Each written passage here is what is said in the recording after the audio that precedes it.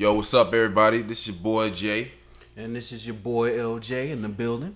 All right, second episode. I'm gonna go ahead and jump right into the fire early, man. I got a quote for you, and you're a big fan of Dr. Umar Johnson. Is that correct? I absolutely. I've been following him since at least 2010. Before a lot of people even knew who he was. Yeah. Yeah, man. And I tell you, you told me about him. I decided to listen to him, and highly impressed, man. Extremely intelligent. There are questions, there are rumblings going on about two things: about his credentials as far as his education. There are some rumblings that he's fraudulent in that regard, and even worse, there's people who are saying that, man, this guy is taking people's money that he's supposed to be making for the school and using it for his own personal use. Well, first of all, he's still stuck at the same price. If you go to GoFundMe, you'll see that the amount of money that he collected is still at the same amount. He hasn't reached past a certain amount that he's been trying to get. He's been asking for $2 million to build his school for the longest. Mm-hmm. I think he's stuck at I think he said $600,000-$700,000, something like that. Mm-hmm. And he's still stuck at the same price, at the same amount of money accumulated. So right. I can't see how he's using it for his personal use. You know what I'm saying? Right. He's telling us that the school's gonna be built in 2018. So we'll just wait and see if he's a man of his word and he's able to do it in 2018. He'll shut up the haters. If not, then then we'll have to go from there and see what's going on with that. Absolutely. Now, I wasn't trying to throw dirt on his name. I thought that was interesting to bring up. But no, he's definitely a great leader. He's someone who, we need because a lot of people, the gems he's dropping, a lot of people don't really understand it. So you learn this, and I just feel like where we are as a people, we need that kind of voice in our community. No question about it. But well, I just wanted to say for those in the audience who don't know who Dr. Umar Johnson is, he is a clinical school psychologist who stepped forward and pretty much talked about the fraudulence of ADHD and the psychoacademic warfare against black boys in schools. How a lot of black boys are put on Ritalin and other drugs, and they don't need to be. So basically, the special ed campaign is just another marketing strategy. It's for money. You know what I'm saying? So they're putting innocent boys on this stuff, and they don't need to be. So that's one of his things. But he's a black scholar, period, that just talks about all types of things. Just yes. for those who don't know. Right, absolutely. And thank you for that backdrop. Now, I'm gonna read you something. I'm not gonna tell you who said this, until I read it. But this is a quote. Now, for the record, he this guy LJ is extremely intelligent, very, very knowledgeable, very educated. Thank you, sir. Thank you. He knows his shit. I can ask him random trivia questions. 7 out of 10 at least he'll know about anything. So very impressive, very smart dude. Now you tell me how valid this is. This is a quote, valid or not. You would not hear come out of Umar Johnson's mouth because as brilliant as he is and as useful and necessary as he is, he's quite one-sided. He doesn't look at things from all angles all the time. Okay. Now I'm gonna read this. And you tell me if it's valid. The African slave trade could not have taken place without the complicity of African leaders who sold Africans who were captured in battle to the slavers, whether it be the Arab slavers or European slavers. That's 100% correct. The European slave traders, and I'm not going to talk about the Arab slave trade because I don't know all that much about it.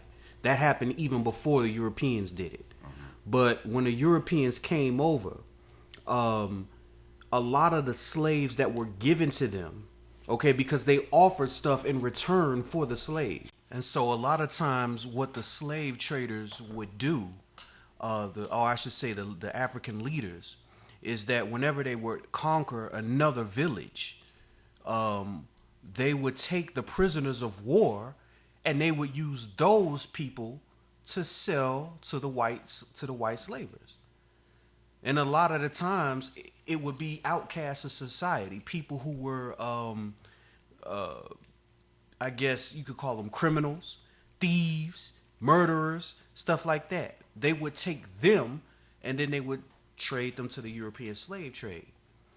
And it was a big demand because, they would take them, bring them over to America, come back, ask for more. So this became quite profitable for both sides. You know what I'm saying? When you look at certain movies like Roots and stuff like that, they'll have you believe that the white man just stormed in there, threw nets over African slaves, and just dragged them off. Were there certain individuals that were kidnapped? Absolutely. But that is not the primary way that they were getting their slaves. This was a deal between the Africans and the white slavers. So that's something that needs to be understood. The Europeans didn't just kick in the door of Africans and be like, "Hey, yeah, you coming with us." That's not how it was. Mm-hmm. Now, I'm going to tell you who said that. Larry Elder. What are your thoughts? He's right about one thing in his life. That's good. That's what's up. What's your problem with Larry Elder? I think Larry Elder is one of those apologists. I think he's one of those type of individuals who I would like to call a coon. And I don't really like using those type of words very often, but he's the epitome of a coon to me. He likes to make it seem that there is no such thing as white supremacy. There is no such thing as systematic racism. We know for a fact that there is. So anybody that's saying that there's not, you know what I'm saying, has some type of agenda that he's working for. That's why I don't care for cats like that. Right. Okay. Fair enough. Just to get my 2 cents. I don't know, man. Like, the thing about me, I'm pro-black, I'm definitely pro-black. But that don't stop me from listening to a guy like Larry Elder, because although he's one-sided as well, because there's certain things he wouldn't address. There's certain quotes I could pull from Umar Johnson that are 100% accurate, and you wouldn't hear them come out of Larry Elder's mouth. It goes both ways. But but Umar said that. Umar has talked about how the African slaves leaders, or I should say the African leaders, were complicit in the slave trade. Oh, really? Oh, yeah. I've never heard it, but okay, I'll take your word for it. No question about that. There's still things, though, he wouldn't say. But, whatever. There's 2 things I've heard them say where they're on the same page. There's one thing that they have in common that they said. They both cite the absence of black fathers as being one of the main problems in the black community. Yeah, definitely. So it's just like, you can hear stuff, you can hear true stuff about Larry Elder as well. So it's like I'm gonna listen to both sides. I'm gonna listen to all angles. That's just how I operate. But definitely thank you for the history lesson. And thank you for addressing that for me. Anything you want to add? Nope, no problem. Just Larry Elder's a coon and fuck him. But other than that, we're good. All right. I'm gonna switch gears. Who do you like more? The singer actors. Who do you think is a better singer actor? Jamie Foxx or Tyrese Gibson? That isn't even a debate, bro. Really? Look, Jamie Foxx is a million times better than Tyrese. When you look at Jamie Foxx, when he won the Oscar for Ray, he totally transformed his character. He totally transformed into Ray Charles. He got every mannerism down. I mean, they said when he got ready for the part, he blindfolded himself for about, I think, a week or two, just to see what it would be like to not have sight. Like, this is how committed he was to the role. He actually took lessons with Ray Charles, because Ray Charles was still alive when they were filming. So he did piano, and he already knows how to play the piano. So basically, he was taking lessons from Ray Charles how to play like how he played, because Ray Charles played a different form of piano called stride piano. So he had to teach Jamie Foxx how to do it. Not to mention Jamie Foxx really sang. Yeah. That was his voice. He transformed his voice into a totally different other person. You couldn't even tell that wasn't Ray Charles. That was a brilliant, brilliant performance, and highly underrated to me, because people don't even talk about it anymore. Yeah. Jamie Foxx has kind of fell to the wayside.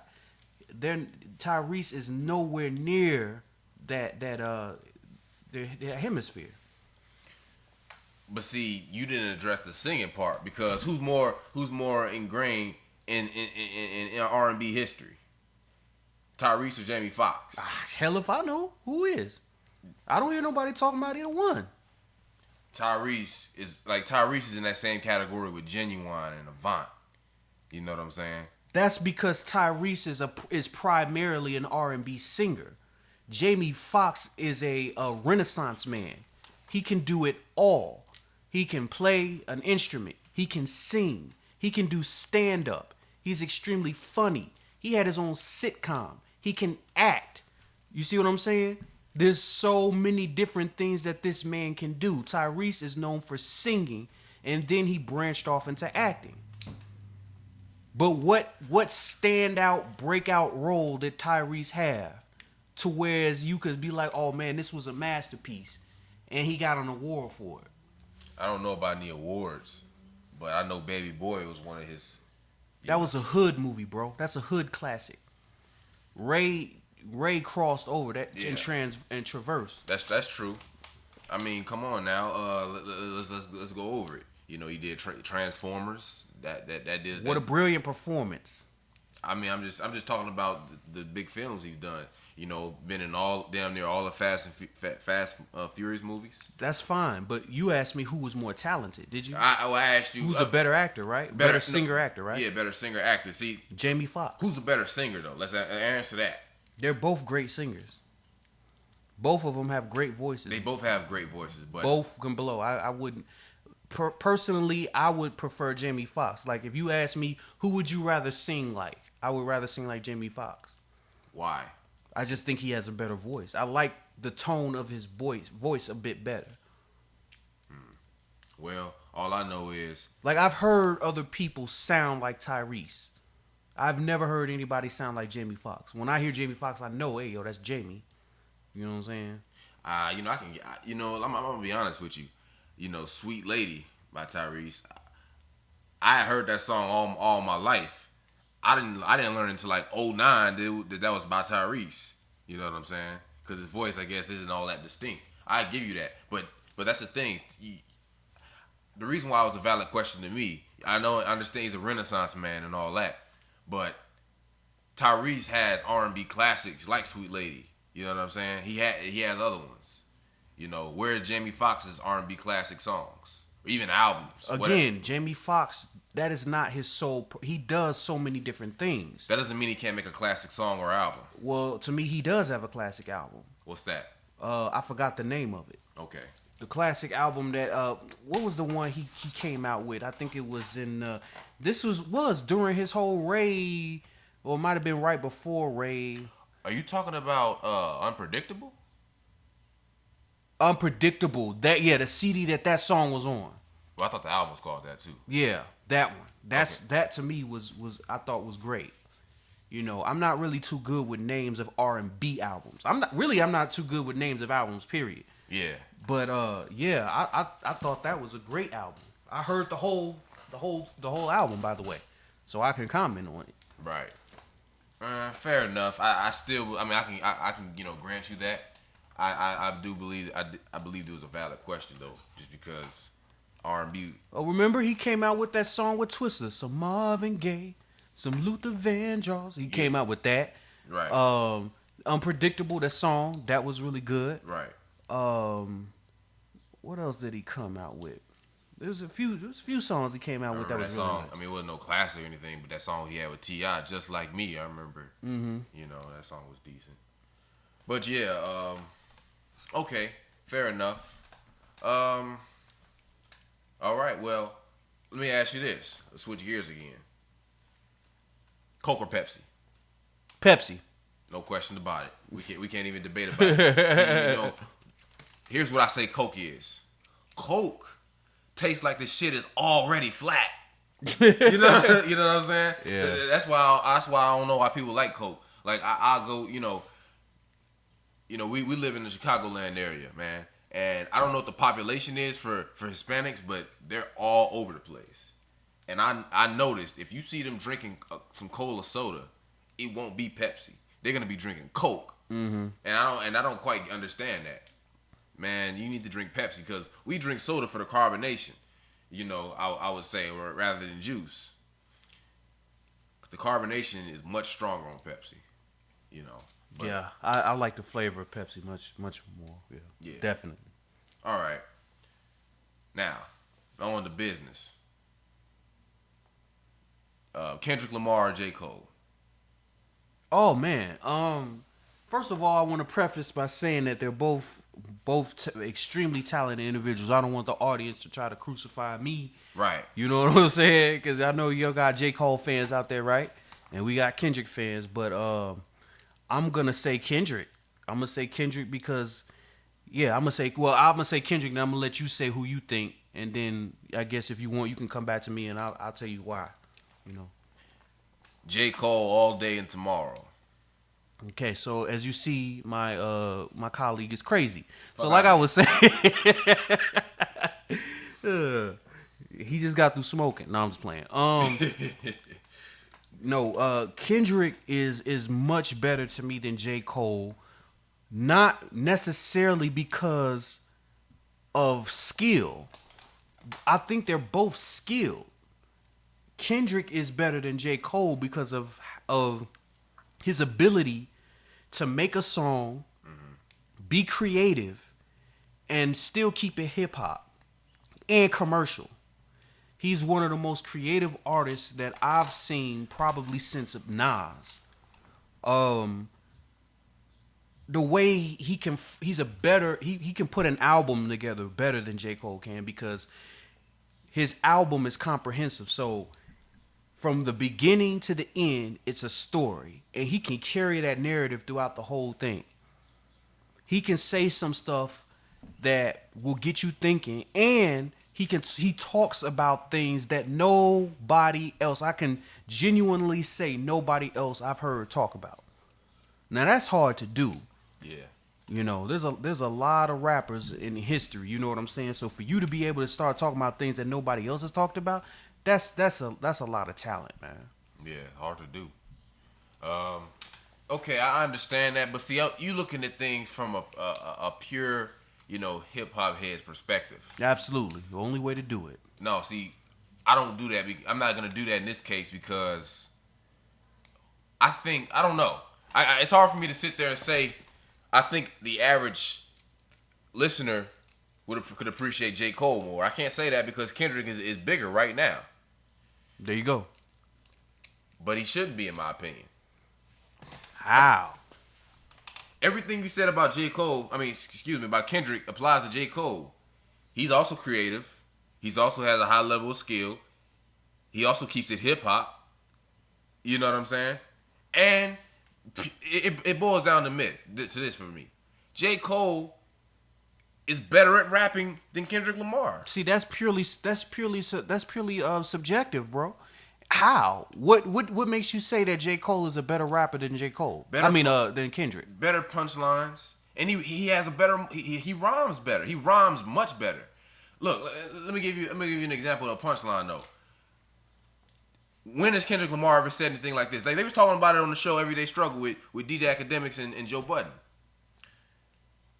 Name a Kendrick quotable. This is what Joe Budden said. They couldn't do it. That's because Kendrick is so deep with it. It ain't gonna be a quotable. It's gonna be the whole song. It's gonna be the whole idea, the whole concept of what he does. It's not gonna be a quotable. It's gonna be, and you don't have to have a quotable. Like, why do you have to have a quotable? If you were to say, yo, name a Nas quotable, I'll probably have to sit back for about 5-10 minutes to think of one.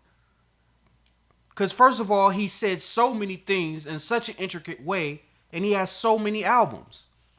I think you'd be easy or pressed to do that for Nas than Kendrick Lamar, though.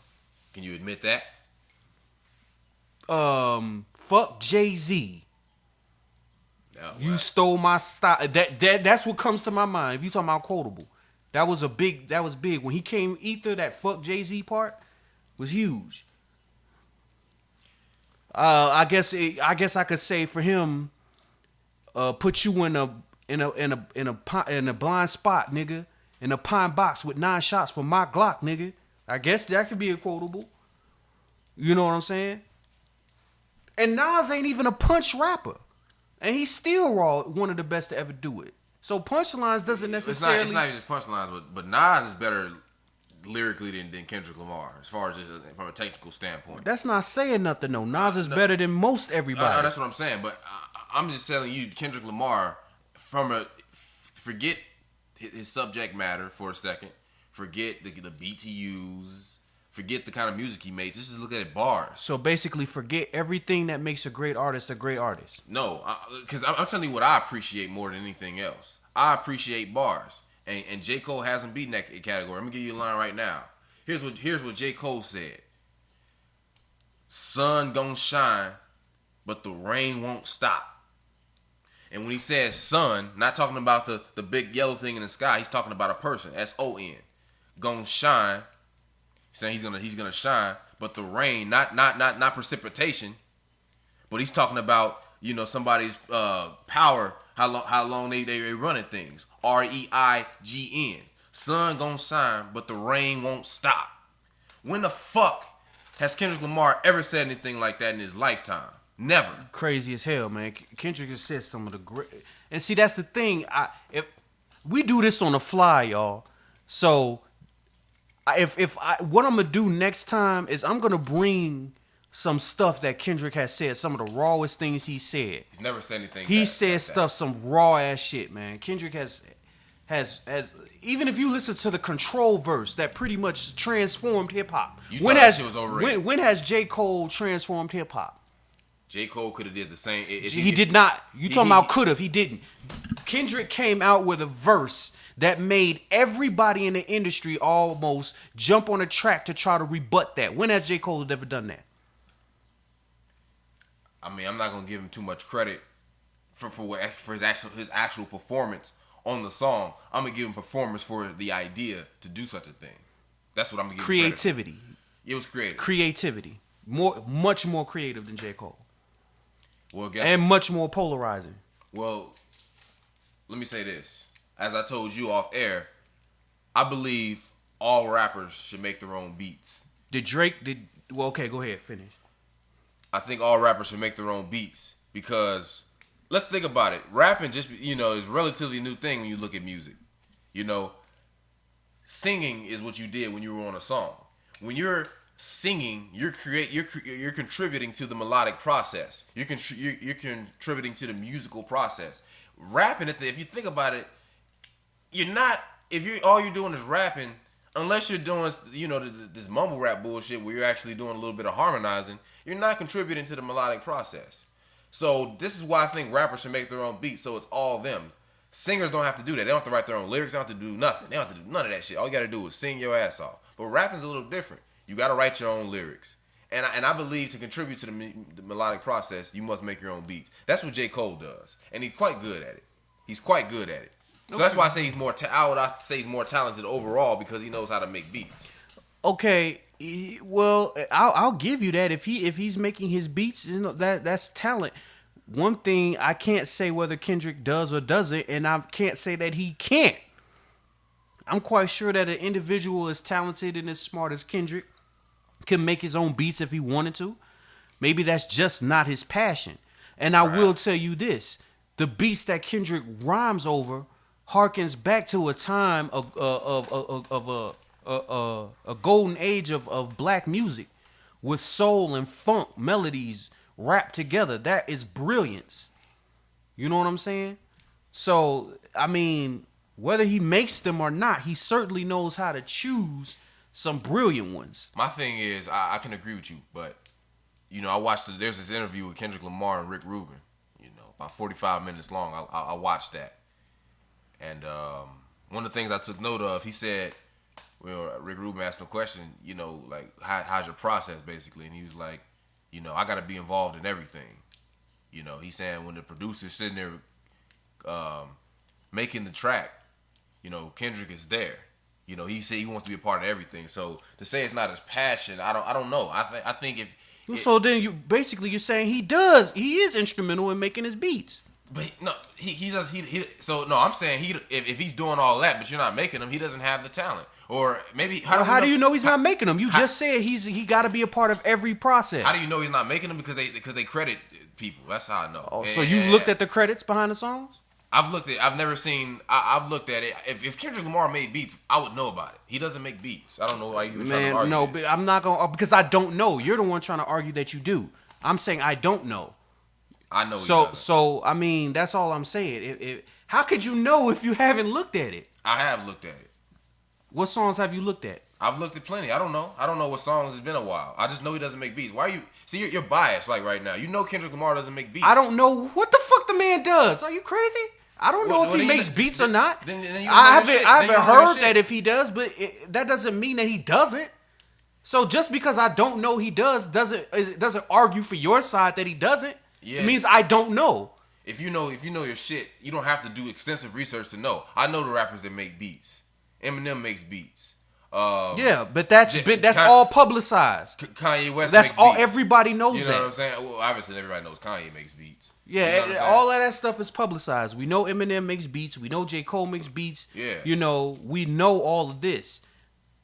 But if you said that you saw an interview with him where he says he's a part of every process, how do you know he did not make beats or even have a hand in making beats? He would have said that in an interview.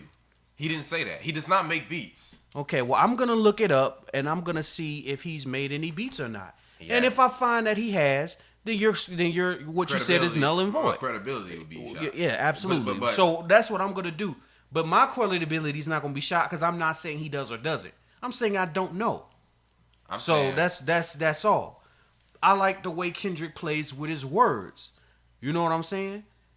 Like he did this one where he said, "Kill him where he stand over him and shake his hand. Double back to his block to blam. I ain't backing down for nothing. I'ma back him down with this black 223 in my hand. Better hope that this chopper jam like a radio single, man." Stuff like that. You know, that shit is raw to me. Wordplay and stuff like that. So, I mean, the man is raw. I can't take nothing from either one, though. J. Cole is just on, and that's what people need to understand. See, the problem is what Kendrick, what J. Cole's better at, I guess people don't appreciate as much, and I think that's why he's not the bigger artist. J. Cole, he has the potential to be though. That's the thing. The problem is he's been in the game for a long time now.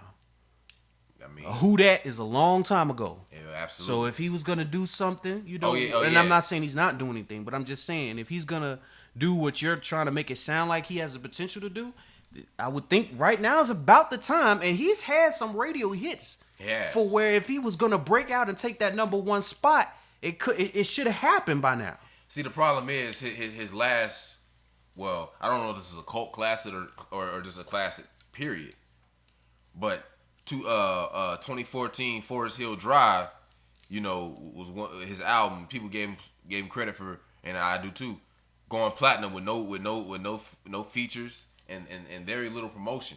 You know what I'm saying? That's hip hop shit right there. That's some real shit. You know. The problem is he didn't have as much promotion on that album, and he didn't have no features. Now I don't know if you can hold that against him. You know, I don't know if the features thing matters because you know Kendrick hasn't had any features. I don't think on. Well, yeah, he did. He had one, but on Humble there was no features, and that shit took the world over. Nothing J. Cole did anything like that. Yeah, exactly. You know, but see, my thing is, I don't mind if people rock with him as hard as they should. I'm telling you, people should rock with him more than they rock with Kendrick Lamar. Well, absolutely not. Just because of the bars. Absolutely not. And when you are a great artist and you're trying to reach a mass amount of people, mass appeal, you got to make songs that everybody can feel. Okay? You can't just make songs that one demographic of people are gonna like. J. Cole does not have that club banger, that hit banger like King Kunta or Humble. I don't know. You see what I'm that. saying? I don't know about that. His song, what was that song called? That he made something. You really wanna love me forever? Hell no, fuck out of here. I think that song. I think that song's bigger than a King Kunta. You crazy as hell. King Kunta was being played in white clubs. My girl has a lot of white friends, y'all. And we live out in the suburbs. She done been to all the clubs.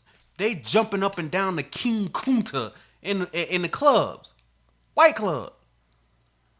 Not saying it wasn't a big song or even I'm just saying that particular song. I don't know about maybe not Humble. Humble it might be his biggest song he's put out thus far.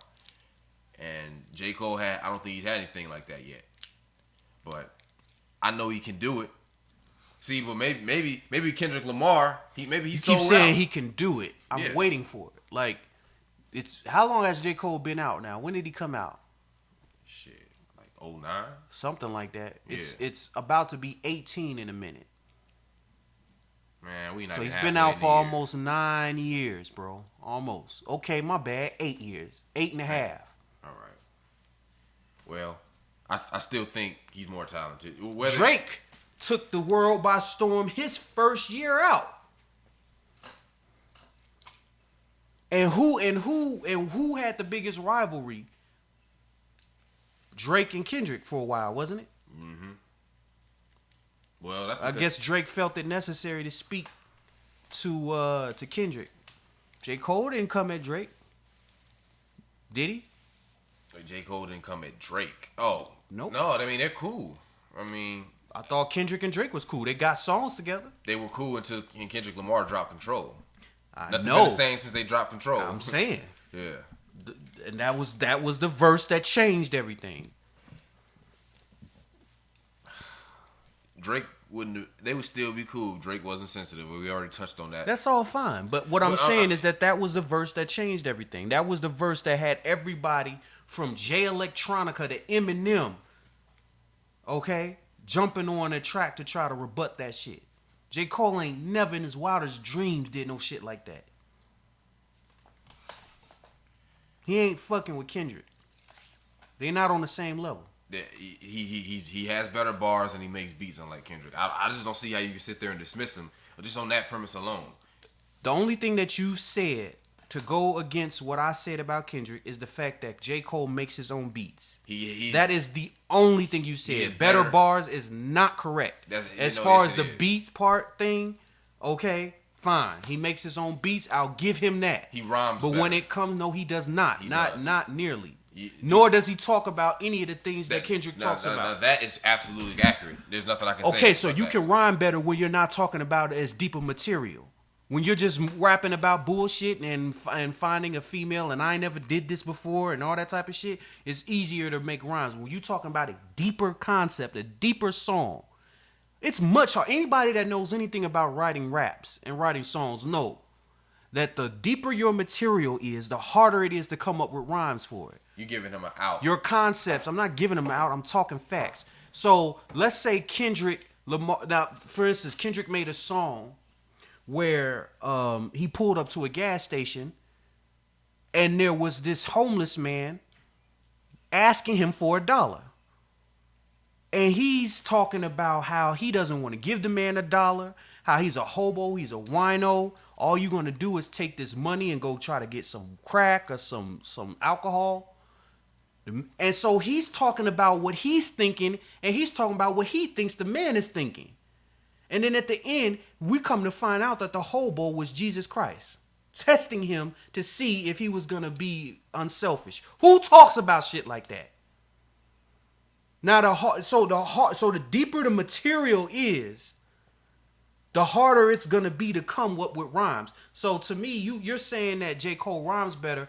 Well, that's fine, but how? How can you rhyme better when you're not even talking about something as deep as your counterpart? Kendrick doesn't always talk about shit like that. If you listen to Humble, that's a song about, as you just quote unquote, bullshit, and it still wasn't that great. Okay, lyrically. Humble is and come on, bro, you know about music, you know how this industry works. Humble is a party track, and he's still talking about something deep. If you listen to what he's saying. He's mentioned stuff about women. He wants natural women. As a matter of fact, there was a quote he said in there that got a lot of the sisters inflamed.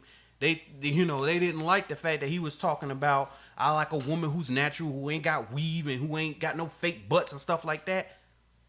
Still, even in his big track, commercial track, he's still addressing real issues. That has nothing. I'm just saying he had more room. Like, you're trying to sit there and act like everything he talks about. Like, he has tracks where he's doing, this deep stuff, talking about stuff that no one ever has talked about in history. He doesn't do that in every song. You're not supposed to do that in every song. That was stupid. Okay, I understand that, but what I'm saying is, don't sit there and act like he does that in every song, which means I never said he did that in every song. I said he talks about stuff that others don't. You're not. When did I say that he does that in every song? Dude, you're gonna. I never said back. Never said. So anyway, I never said that in every song, bro. I said the man talks about stuff that nobody else talks. He's doing that, and I've never heard that before. Did I say that the man raps that way in every goddamn song he puts out? No, obviously not. You're missing the point. And even in King Kunta, he was still talking about some deep stuff in that. If you listen, so anyway. That I don't know what point you're trying to make. I'm gonna let you know if you listen.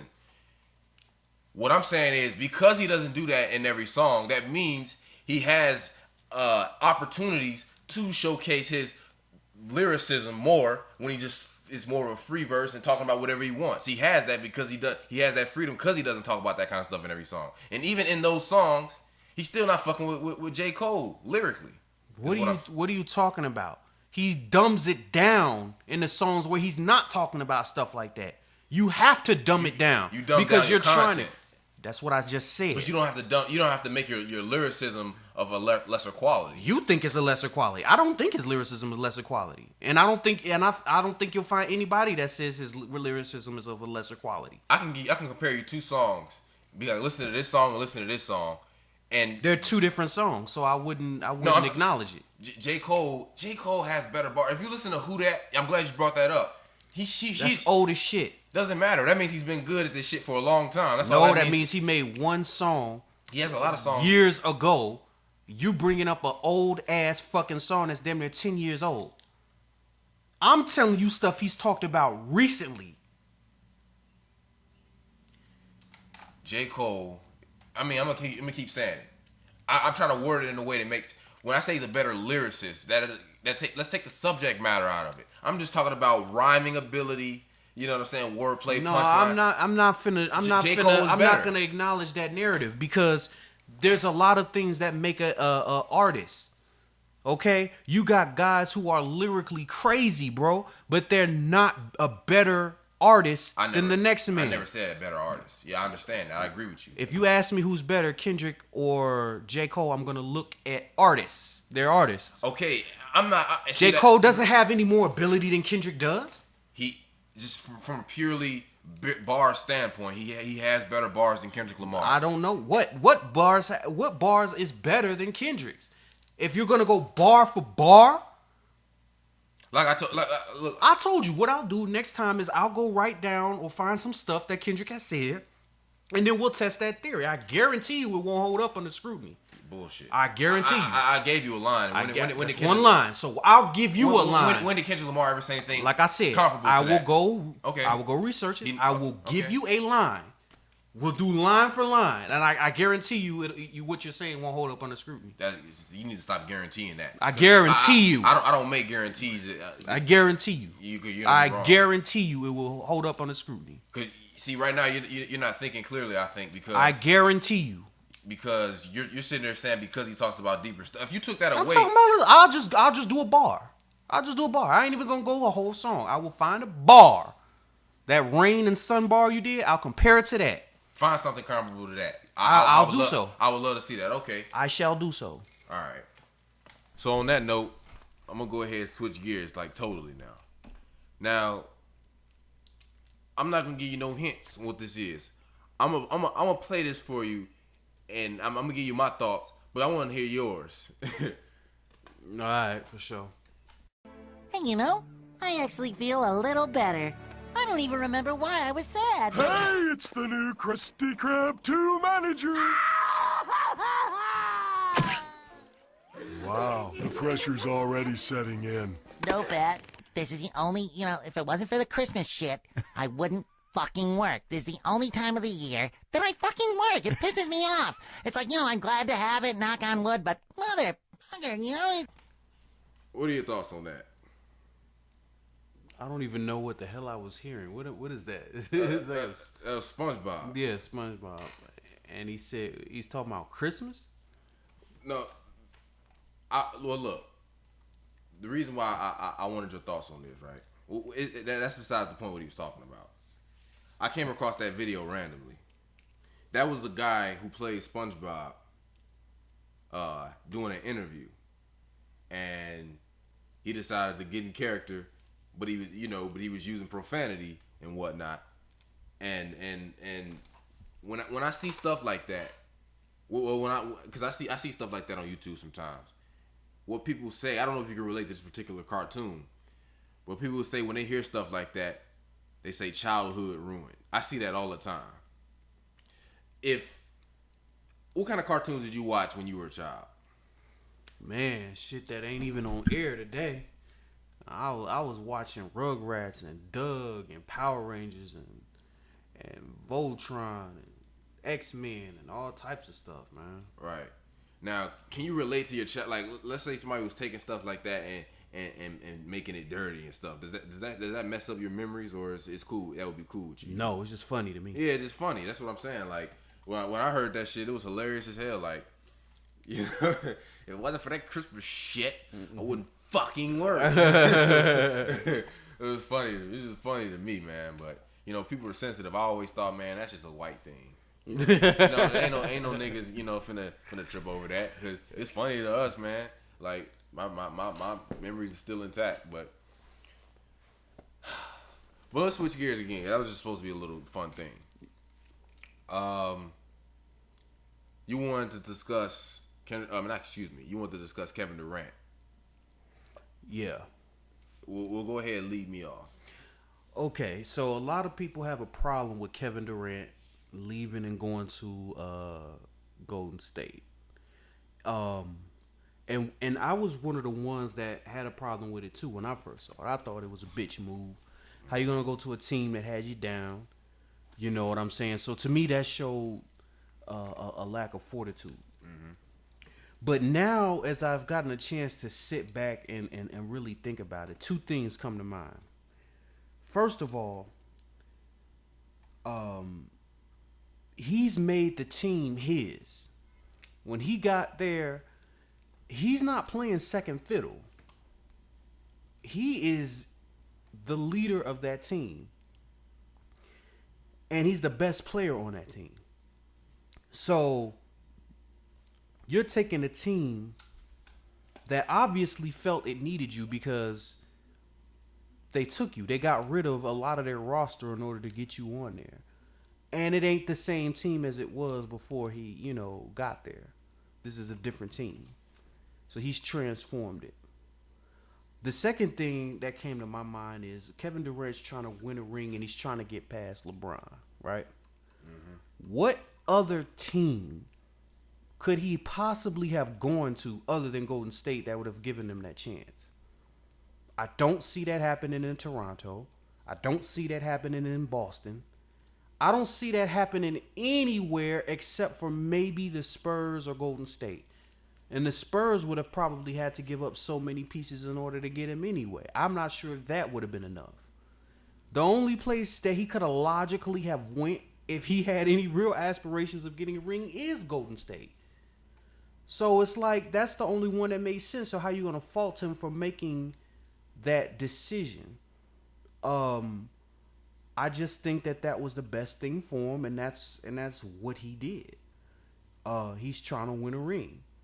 And that's what he cares about. Unlike other people who don't give a damn about a ring, Carmelo Anthony, he made the best decision for that. So I got to give him props for that, straight up. All right. See, the thing about this guy, he's not, well, I don't know. To me, he's too loose with his opinions. You talking about me, nigga? Yeah, you. Get the fuck out of here. Too loose. Get the fuck out of here. When Kendrick dropped Control, we were both underwhelmed. As much as all that Kendrick dick riding you were doing earlier. So if I was Kendrick dick riding, you were doing what to J. Cole? No. I'm a real fan of J. Cole. I'm a real fan of Kendrick. So how you gonna call me dick riding and you're doing just as much of a defense for your friend, then you're doing the same thing for your guy? Look, I'm just saying. Okay, look, you were doing all that praise that praising the Kendrick, right? But back then, they need to understand that you weren't a Kendrick fan when Kendrick dropped Control. You thought the verse was overrated. Something you wouldn't admit if I wouldn't bring it up. Fine, I thought it was overrated then, but the impact wasn't overrated. Okay. And that's what I was discussing, the impact. Okay, that's fair, but I'm just trying to keep things in perspective. Like, don't sit here and act like you're holier than thou when it comes to your fandom of Kendrick, because you're not. Fuck out of here. Anyway, go ahead. Fuck man, look. Anyway. You've changed, and I haven't. I was on the same page with you then, and I'm still here now, because my opinion it takes a lot for me to change my mind. Yeah, your shit fluctuates. Your shit is subject to change at any motherfucking That's moment. a bunch of BS. There's a lot of things I don't fluctuate on, but let me tell you one thing. I'm open-minded. I realize that opinions are like are waves. There's an ebb and flow to this shit. I don't have to stay rock solid on an opinion if I no longer feel that way anymore. Like I said, before I got shot into my whole thing about Kevin Durant, I sat back and thought about it. And I no longer felt the same way. Just like I wasn't originally a fan of Kendrick Lamar, I sat back and listened to his stuff. I changed. I don't have to stick to that if I don't want to. See, I can understand, even though I haven't changed on Kendrick either, I can see that more because maybe he's showing you some kind of growth and evolution since then. I can see that. But the and I heard what you said about him becoming the alpha dog when talking about Kevin Durant. But I'm looking at these numbers. I'm looking at the playoffs numbers. You said he's the top dog. Who's number 2 in scoring? Look at that. I got the numbers right in front of me. Who's number 2 in scoring? Steph Curry's 25.3. Kevin Durant is 25.1. Okay, but who's number 2 in scoring? They're equal. It's 0.2 of a point. They're the same. There's no difference between that scoring thing right there. And if you're talking about alpha dog, it's more than just scoring. Mm-hmm. Okay, you can put that in for defense. You can put that in for his assist numbers. You know what I'm saying? He was being considered for Defensive Player of the Year. He's better than Steph Curry. So you know what I'm saying? I mean, if you look at let's say Magic Johnson, for instance, when he was on the Lakers. Okay. He was the alpha dog of that team. He just scored the most. Yeah, but he wasn't a scorer. These are 2 scorers at the end of the day, right? That's fine, but all I'm saying is that it's not always only about scoring when you're talking about alpha dogs, especially when you're only talking about 0.2 of a point. It's just, my thing is, even if Steph Curry averaged 2 point, like if you switch it, right, reverse it. If Steph Curry was the one averaging 2 point less, if he's so much the alpha dog, and you know how much stock I put in scoring, period, he should be averaging. Kevin Durant should be averaging way more than Steph Curry, like 3 to 5 points more, not any less. Whether it be 0.2 or 1 point or 5 points. Not at all, because that means Steph Curry is not doing his job. Steph Curry is the point guard of the team. He's supposed to guard the point.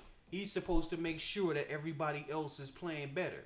So if Kevin Durant's production is dipping, then you got to ask yourself. Now, we know it's not Kevin Durant. His efficiency is off the charts.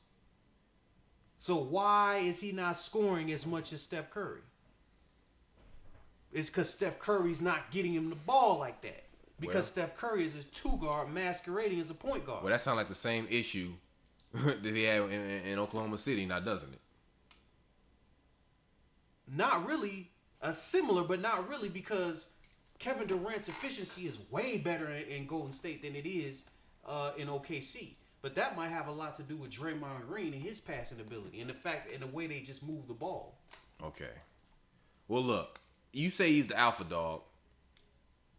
Why is it? Because you know how ESPN they'll show you when they're doing like the matchup thing. They'll show the face of the best player on each team. I've seen Steph Curry's face and with Kawhi Leonard in the Western Conference Finals. How do you explain that? I know it's still his team right now, but still, they're supposed to show the best player. Why are they showing Steph Curry? I don't know. I have no idea. That says something to me. I think it's because Steph Curry, like you were saying, that now Steph Curry feels more comfortable. And he's not deferring to Kevin Durant. You know what I'm saying? And besides, it was Steph Curry's team before Kevin Durant got there. Remember, they won a championship and got to the finals, you know what I'm saying, without Kevin Durant. Yeah. Well, look, the bottom line is Kevin Durant still went on a team that clearly didn't need him. You know what I'm saying? So even if he was outscoring Steph Curry by 10 whole points, let's say he was at 35 a game. Dude, that would be amazing. He's a great player. No one's taking that away from him. What we're taking away from him is a championship if he so wins one. No, because nobody's blaming Golden State. They're blaming Kevin Durant. Because I look at Golden State is the operation. It's a machine. It's bigger than Kevin Durant. But nobody's blaming them. They're blaming Kevin Durant. Well, obviously, why? Why are they blaming Kevin Durant and not Golden State? Golden State was the one that gave up spots in order to get him. Well, you know how I feel about that, man. You know how I feel about that, but right now I'm gonna leave that shit alone. No, we're doing that shit again. Oh my God, I can't do this with you, dog. I really can't, man. It doesn't make sense. That's part of what. Look, y'all. I don't give a fuck. NBA scripted. I think that they had made Kevin Durant go there because we already saw early in the season last year that it was rumblings about it. Okay, so I just look at it and it was always in the cards. Not because they told him to do it.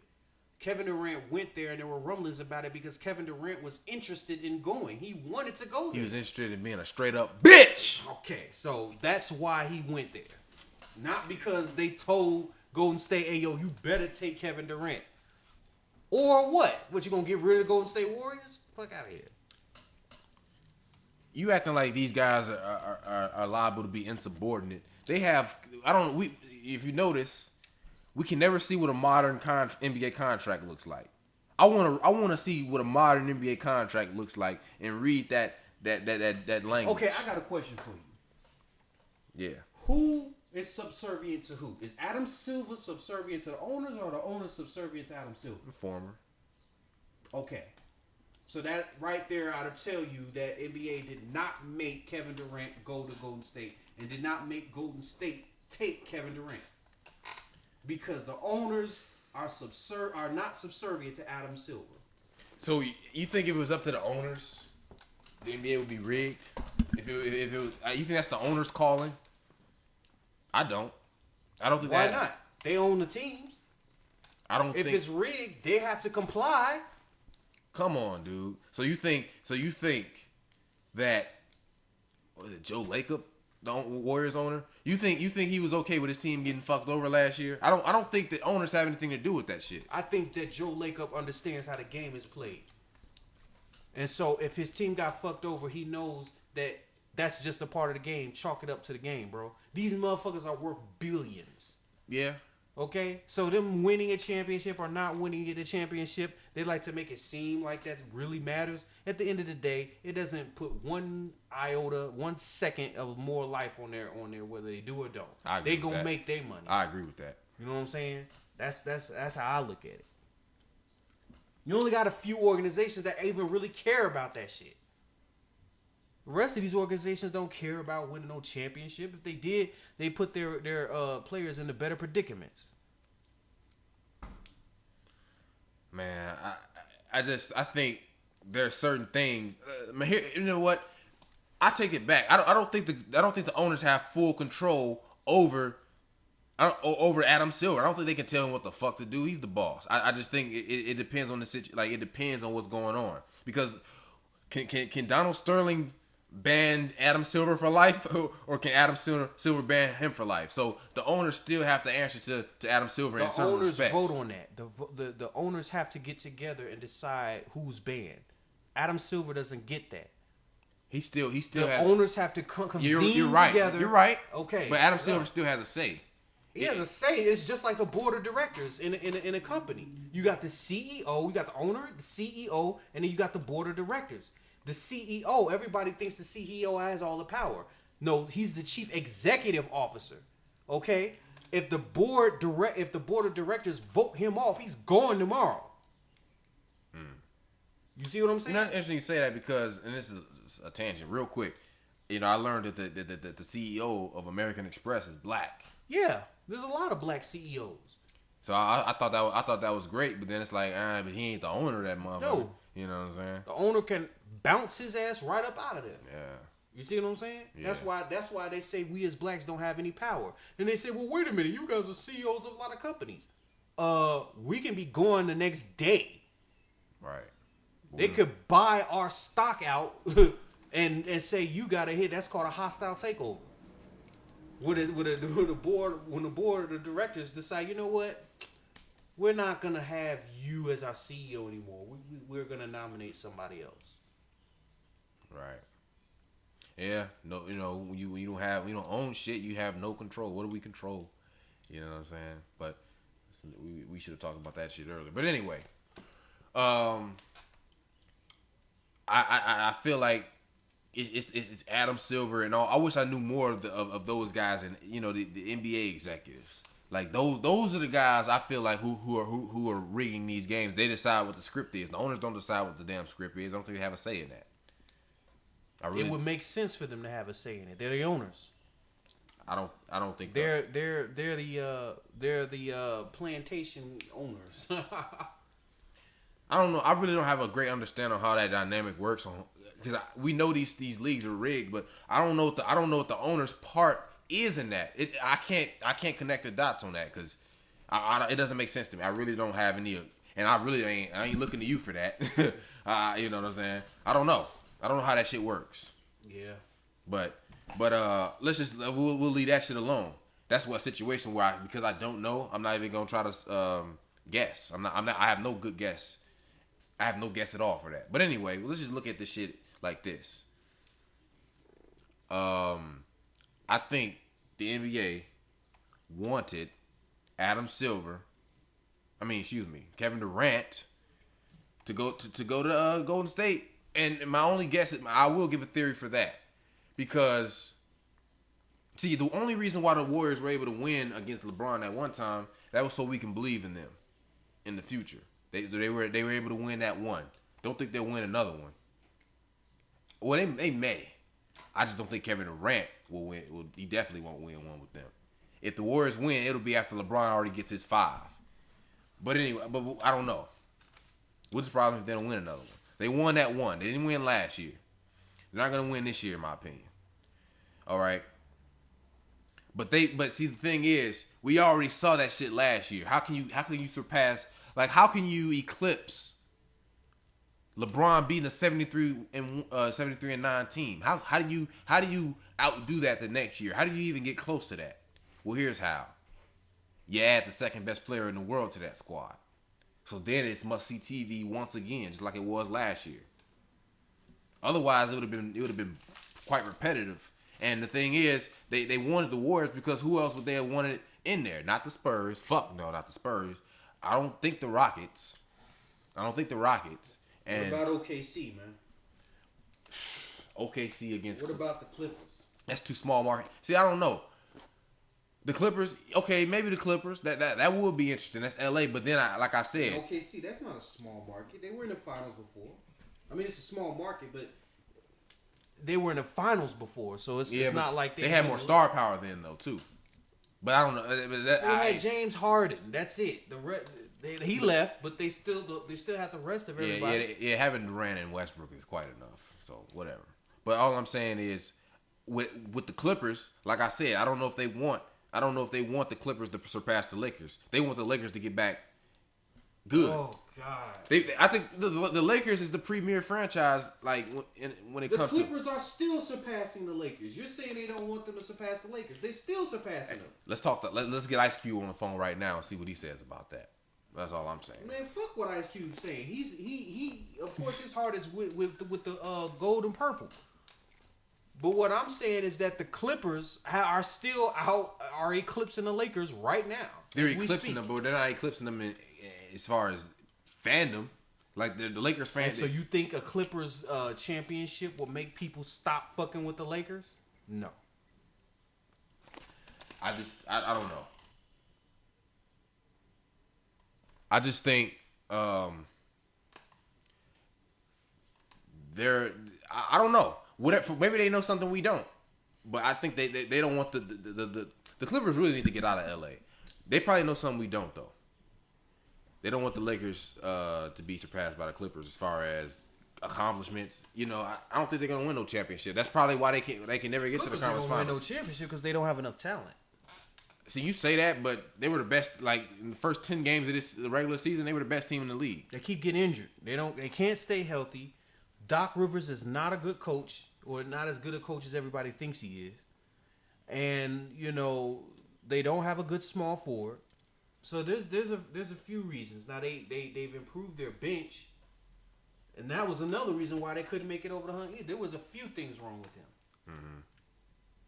You know what I'm saying? So I don't feel they have. And then DeAndre Jordan is a liability. Right. He can't hit his free throws, so which means he can't be in last minute situations.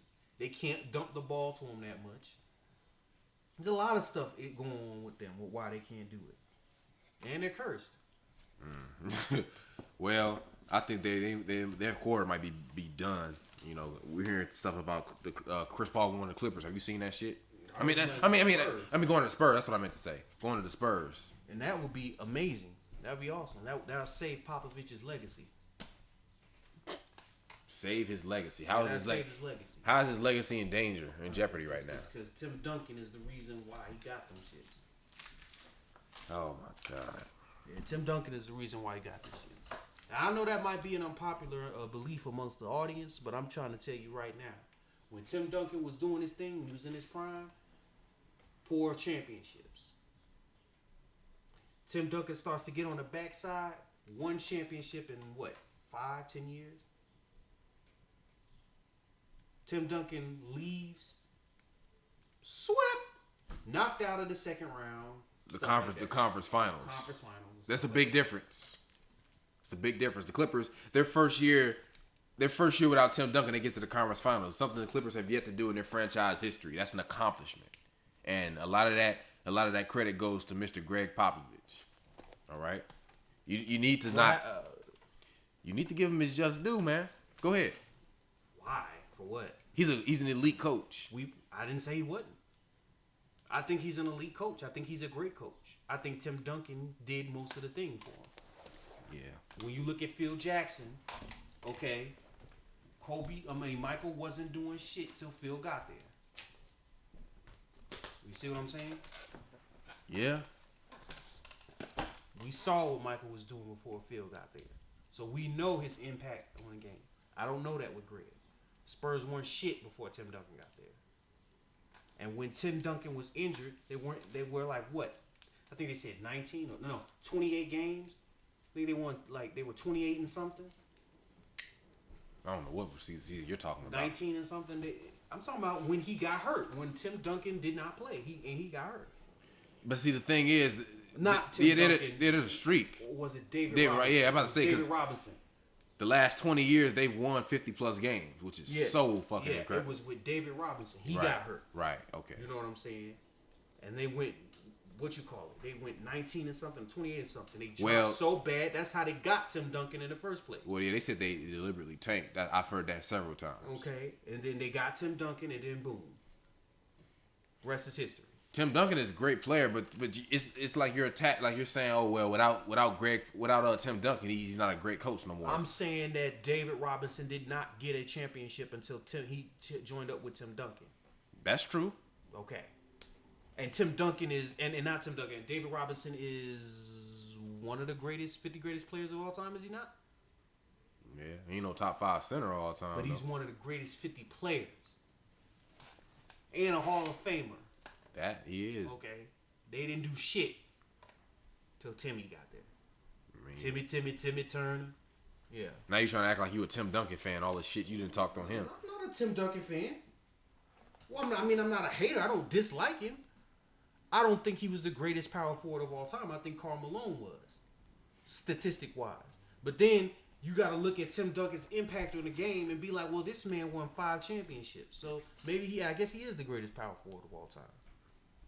You know what I'm saying? Yeah. I'm not a big fan of his, but he was great. Yeah, you know what? I can't give you shit for being objective and recognizing greatness despite, that's a good thing, But I'm just saying, man, like, I guess it was a knee jerk thing. I ain't gonna lie. It's cause like, man, the one time you wanna give Tim Duncan his credit, I'm arguing for something else. I'm not saying Tim Duncan doesn't deserve the credit, but I'm saying Greg Popovich deserves it too. They needed each other. I don't know what Timmy would have done had he didn't join the Spurs. Yeah. Put Timmy on the Rockets. Are they winning? Who knows? Yeah. I'm going to go on a limb out and say yes. It's quite a limb. I mean, Kevin Garnett is... Hakeem, Olajuwon, and Timmy? Yeah. Well, he was on the... By the time they got Timmy, Hakeem was on his way out. You know what I'm saying? So was David Robinson. Yeah, that's true. That's true. But who retired first? But whatever. Maybe they would have won a couple. But do you think... I don't know if he would have had as many as he has, though. That's the thing. I don't know, man. I think Greg Popovich... Like, the fact that how can you sneeze at the fact that he got to the Western Conference Finals his first year without him? 61 wins. A 60-win team without Tim Duncan. Kawhi. In a Western Conference Finals. Leonard. And LaMarcus Aldridge. Now you want to talk about LaMarcus Aldridge. LaMarcus Aldridge was doing his thing. He just fell off. Dude. He just fell off recently. LaMarcus Aldridge, it was a beast. You got LaMarcus Aldridge and Kawhi Leonard. And who knew... I saw it, but a lot of people didn't see that Kawhi Leonard was going to do anything. And he emerged into a superstar. There's your replacement. Everyone, you pretty much need a superstar. But I'm just saying, Greg Popovich is, in my opinion... Yeah, you need a superstar. Yeah, so... But the superstar didn't get them to the championship. The superstar got them knocked out in the Western Conference Final. So you giving him shit? Have you given him enough time? That's what I don't understand. This is the first. He won a championship and it was a Finals MVP. Well, I'm talking about Greg Popovich, like to talk about how he needs Tim Duncan. Have you given him enough time to make such an assessment? Such an assertion? Bro, I'm going by the past years of what I saw Timmy do for Greg. That's what I'm going for. None of that shit negates the fact that Greg Popovich I'm telling you. I'm not taking nothing from him. I don't think he is a bad coach. I think he is one of the greatest. I think, however, we never got a chance to see a championship Greg Popovich without Tim Duncan. But we got a chance to see Phil what he did with Jordan. We got a chance to see that. We got a chance to see what he did with Kobe Bryant and Shaq when the two couldn't get along. We saw that. You haven't given him enough time. Do you not see how... We saw him implement the triangle offense, which is extremely hard to implement. We saw that. Have you given him enough time? Do you see how you're not making sense by saying, oh, we can't do this and that? We haven't seen enough. We haven't given him enough time to say that. For him to win 60 games and get to the Western Conference Finals his first year without Tim Duncan, I would say that's a good sign of things to come. It's all right. Who's in the West? I think we're living in a time right now where the Western Conference and the Eastern Conference is our shit. Both are shit. The NBA is shit. The NBA is shit. And I know I'm going to get a lot of flack for that, but I really don't give a shit. The Western Conference Finals is not what it was before, and the Eastern Conference Finals is not what it was before. If you look at it, most of the top 12 players in the league, 4 of them now are on the same team. Yeah, trash. So it's like, I don't think the West is that great, and I don't think the East is that great. So the fact that the Spurs got to the Western Conference Finals their first year without Tim Duncan, okay. What about winning 61 games? It's an accomplishment. Whichever one you feel is more impressive. Address that particular. The Spurs are a good organization. They're a good organization. They got good players, great defenders. You put Gary Popovich on the. You can have him coach the 76ers right now. They'll make the playoffs. The 76ers? Yes. I do not believe so. You could put him on the 76ers right now. I do not believe that one bit. And give him his assistants too. No, he can take the Sixers assistants. Fuck it. He'll get them to the playoffs. I totally, wholesalely disagree with that. That's how great Greg Popovich is. So you think that he can do that, and he doesn't even put on a jumper and play, right? But when I told you that LeBron James, if he went to the 76ers, he would make them a contender, you said that you thought that was BS. You see how it's not the same? I said just make the playoffs. You said a contender. Yeah, they'll be a contender. I didn't say all that with Greg Popovich. That's the difference from me saying. Make the playoffs, you're not a contender? No. The Bulls weren't a contender. Oh, they weren't? No. Oh, so they shouldn't have beat the Celtics? They weren't a contender. They wouldn't. So they shouldn't have beat they the wouldn't Celtics. They wouldn't have beat the Warriors or the Cavs. They're not a contender. They wouldn't have beat the Warriors or the Cavs. So that means they're not a contender. Yeah. Okay. Yeah. The Grizzlies aren't a contender either. And they're better than the Bulls. They would probably sweep the Bulls. Any team that makes it under 500, not a contender just because you make the playoffs. You know. If you make it past the second round, I would say you're a contender. Well, the Bulls didn't make it past the second round. They didn't because they weren't. You can't. Can you talk about that right now? Are you allowed to talk about that? Yes, because Rajon Rondo, I believe, it was rigged that they weren't supposed to do. I just believe that. But that's another subject. Yeah, the Bulls could have got to the Eastern Conference Finals if it wasn't for that. Absolutely. They wouldn't have beat the Wizards. Why not? The Wizards are way better than the Bulls. No, I don't think the Wizards are better than the Bulls. Oh, you see, I don't think they're much better than the Bulls. No, even if they are better, I don't think they're much better. Are you basing that on the fact they lost to the Celtics? That plays a heavy hand on it. That plays a really heavy hand on it. They did not look like. And first of all, John Wall is not that guy. And I love John Wall, but he's not the guy. He's not the guy that's going to take you to the promised land. He doesn't get you over the hump. He just doesn't. You know, he disappears. John Wall could have easily took that Game 7. I watched the Game 7. Dude, John Wall and Bradley Beal both missed 2 shots that could have put them. Are you talking about Game 6? I'm talking about Game 7 right now. I'm talking about Game 7. I'm talking about the clutch. You're talking about a particular game. I'm talking about clutch, period. The Wizards were down like 5 with like 4 to 5 minutes to go. Something like that. The Wizards could have easily taken that game, but they weren't allowed to win. Because the Celtics, for whatever reason... you see how you just brought some shit up, but every time I bring up something, you start signing shit. Because you do it with everything. I already said before the shit started. I already said that the Celtics they're the number 1 seed. They were gonna go to the Western Conference Finals. This ain't nothing new. You don't do it with everything because you new for the audience. What? It's new for the audience. Well, no, it's not because I already said in the prior episode the Celtics were going to the Eastern Conference Finals. I already said that it's not new. New for the audience who don't understand your idea, your premise that everything is scripted. You keep saying everything. That's starting to get under my skin. Oh, like I don't think everything is scripted. These guys are. If everything is scripted, that means they're not really fucking good. Okay, so we'll get back to that on another time. I want to stick to this subject about what were we talking about? Popovich, was it? Yeah. Okay. And what were you saying as far as that is concerned? I was saying we were talking about the Bulls and the Wizards, right? the Wizards are better than the Bulls, substantially so. I just don't think so. You're basing that off the fact that the Wizards have to throw that series. That's not the only thing, though. Okay. That's not the only reason. Please give me something else. I think Jimmy Butler is a really good player. But who's better, him or John Wall? They're two different positions. It's debatable. They're two different positions. I would say scoring Jimmy Butler. I say facilitating John Wall. But the thing is, Jimmy Butler's even a good facilitator for his position. I've never seen John Wall go and get you 50. I've seen Jimmy Butler do that. I mean, how many point guards are giving you 50, though? How many? Kyrie can do it.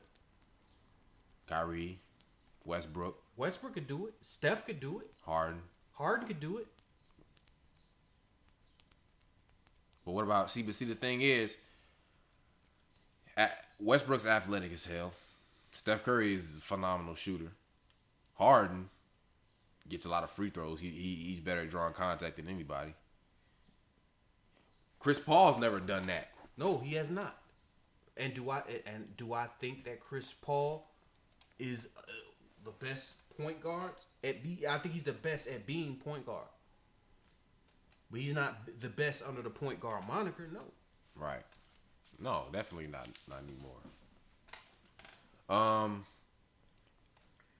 You still got Dwayne Wade. Yeah. And I'll take Dwayne Wade over Bradley Beal. I don't care what nobody says.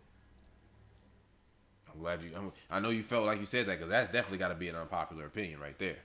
Bradley Beal's way too inconsistent. At least Dwayne Wade has championship pedigree. Yeah, that he does. He can give you leadership. And he still does things at the right time that needs to be done. He may not give you 23, 24 points anymore, but he'll give you a good 15, 16 points when those points are needed. Mm-hmm. Yeah, that's important. Plus, he can defend and he can still distribute. So, I take him. Fair enough. I won't debate you on that. Okay. They still got some pretty good outside. Mirotic be going ham. You know what I'm saying? Mirotic can get your ass 30 points. You know, Marcin Gortat, Robin Lopez, that's a wash. Although I would say Robin probably is a better scorer on the inside than Marcin is. You know what I'm saying? So, I don't think that the Wizards are vastly superior. Despite the fact that the Wizards were the 4th seed and the Bulls were the 8th seed, and they barely got that shit. No, because the Cavs are far superior than the Celtics, and the Celtics got the 1st seed. And the only reason why the Cavs, they started tanking on purpose, like at the end of the season. That's the only reason why they got that shit, and you know it. That's fine. The Bulls didn't tank anything. But this isn't the first time the Cavs have lost the 1st seed. You know what I'm saying? They lost. LeBron's team always loses the 1st seed. So, I mean, it is what it is. I don't go by seeds like that all the time. Dude, the Bulls are trash, dude. I'm sorry. They look good on paper, but they're not. I've seen it. And Rondo. I forgot about Rondo. Oh yeah, great point guard when he decides, and he's got championship pedigree. One of the 4 runners of a championship team. So the Bulls can't. They gotta click though. They can't be going through bullshit. Yeah, see, they have scoring droughts. You know what I'm saying? I think they gotta be. Some of the shit I saw, they gotta be bottom 20 in scoring in the league. Have to be. The only reason they stay anywhere afloat is probably because of their defense. You know, they're not. They have too many scoring droughts, man. You know, not very good. So, a Bulls team that is clicking and working together, better than Wizards. Man, disrespectful, blasphemous. This is blasphemy. I'm sorry. I was really disenchanted by what I saw with the Wizards against the Celtics.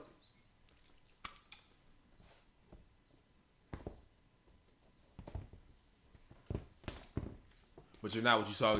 You saw, even though the fact that the Bulls couldn't win one game without Rajon Rondo. If you want to look at playoff shit, Why can't you look at the fact that the Bulls couldn't win not one game without Rajon Rondo, a guy who they were benching him and they were doing better without him for a stretch. They couldn't win one game. Season. That's different in the playoffs. The playoffs and the regular season are two different things.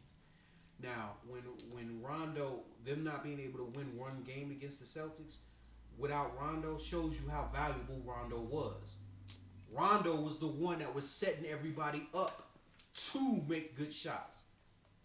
He was the one doing all those great fast break outlet passes to get easy points. He was the one that was defending. And he was getting you like 18, 19 points. This is what Rondo was doing. You lose all of that, hey, now you back to not being a fully functional Bulls team.